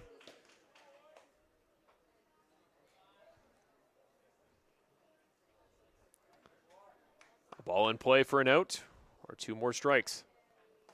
There's another one.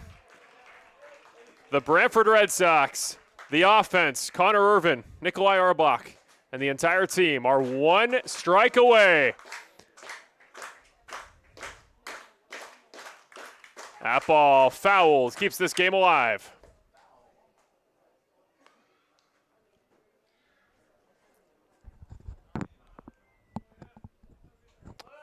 Remember, Red Sox fans, it was 2 home wins last weekend on Friday and Sunday. The road loss against Welland last night. No called strike 3. Stays alive at 2-2. The claps are starting. The energy's building. But the climactic finale still yet to happen. Here's the 2-2. Swing and a miss. The Brantford Red Sox pick up a 15-0 clobbering victory over the Barrie Baycats. A night that the travel issues kicked off, a night of problems for the Baycats. Luckily, their rivals across town take the loss there in that contest against Guelph, who will play on Sunday. 15-0, your Brantford Red Sox win. That'll move their record to 9-28 on the season. That their 3rd straight win here at home at Arnold Anderson since that playoff elimination. Again, I don't know if it's just the yips or something to do with the pressure of the playoff run, but the Brantford Red Sox have been on fire since that day.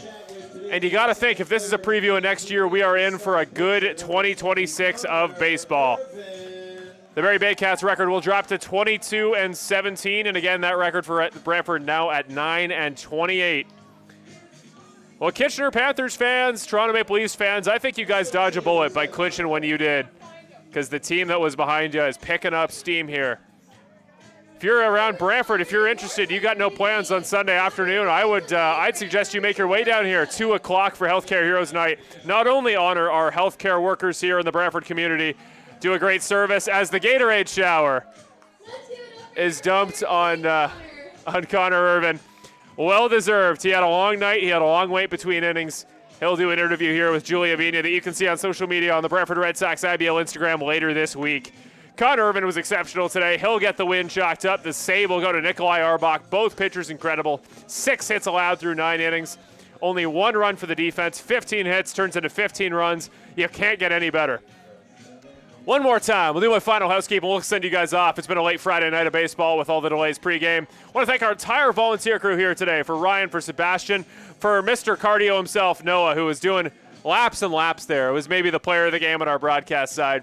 The entire crew, we thank everybody who makes these broadcasts possible for checking in. Brandon Barnard was in the chat tonight. We'll see him back on Sunday. Remember, that's a Rogers TV contest. Sunday, Healthcare Heroes, Guelph Royals, make the trip, 2 p.m. this Sunday night. Channel 20 of Rogers TV if you have cable availability, or right here on Brantford Red Sox IBL YouTube. Barrie Baycats fans, we wish you the best of luck for the rest of your season. We won't see you guys here anymore at Arnold Anderson in 2025. I personally love having you guys in the chat. You've always been noisy here on Brantford Red Sox IBL YouTube for the best in a healthy way. I wish you guys the best of luck down the rest of your season. But Brantford Red Sox fans, let's see you soon. We thank you for tuning in for a great night here of baseball. Brian Hawley will join me on Sunday. For tonight, I'm Marshall Crocker saying thank you so long for a great night of baseball. 15-0 win for the Brantford Red Sox. They're going to shoot for 4 in a row at home on Sunday. We'll see you then. Have a great night, ladies and gentlemen.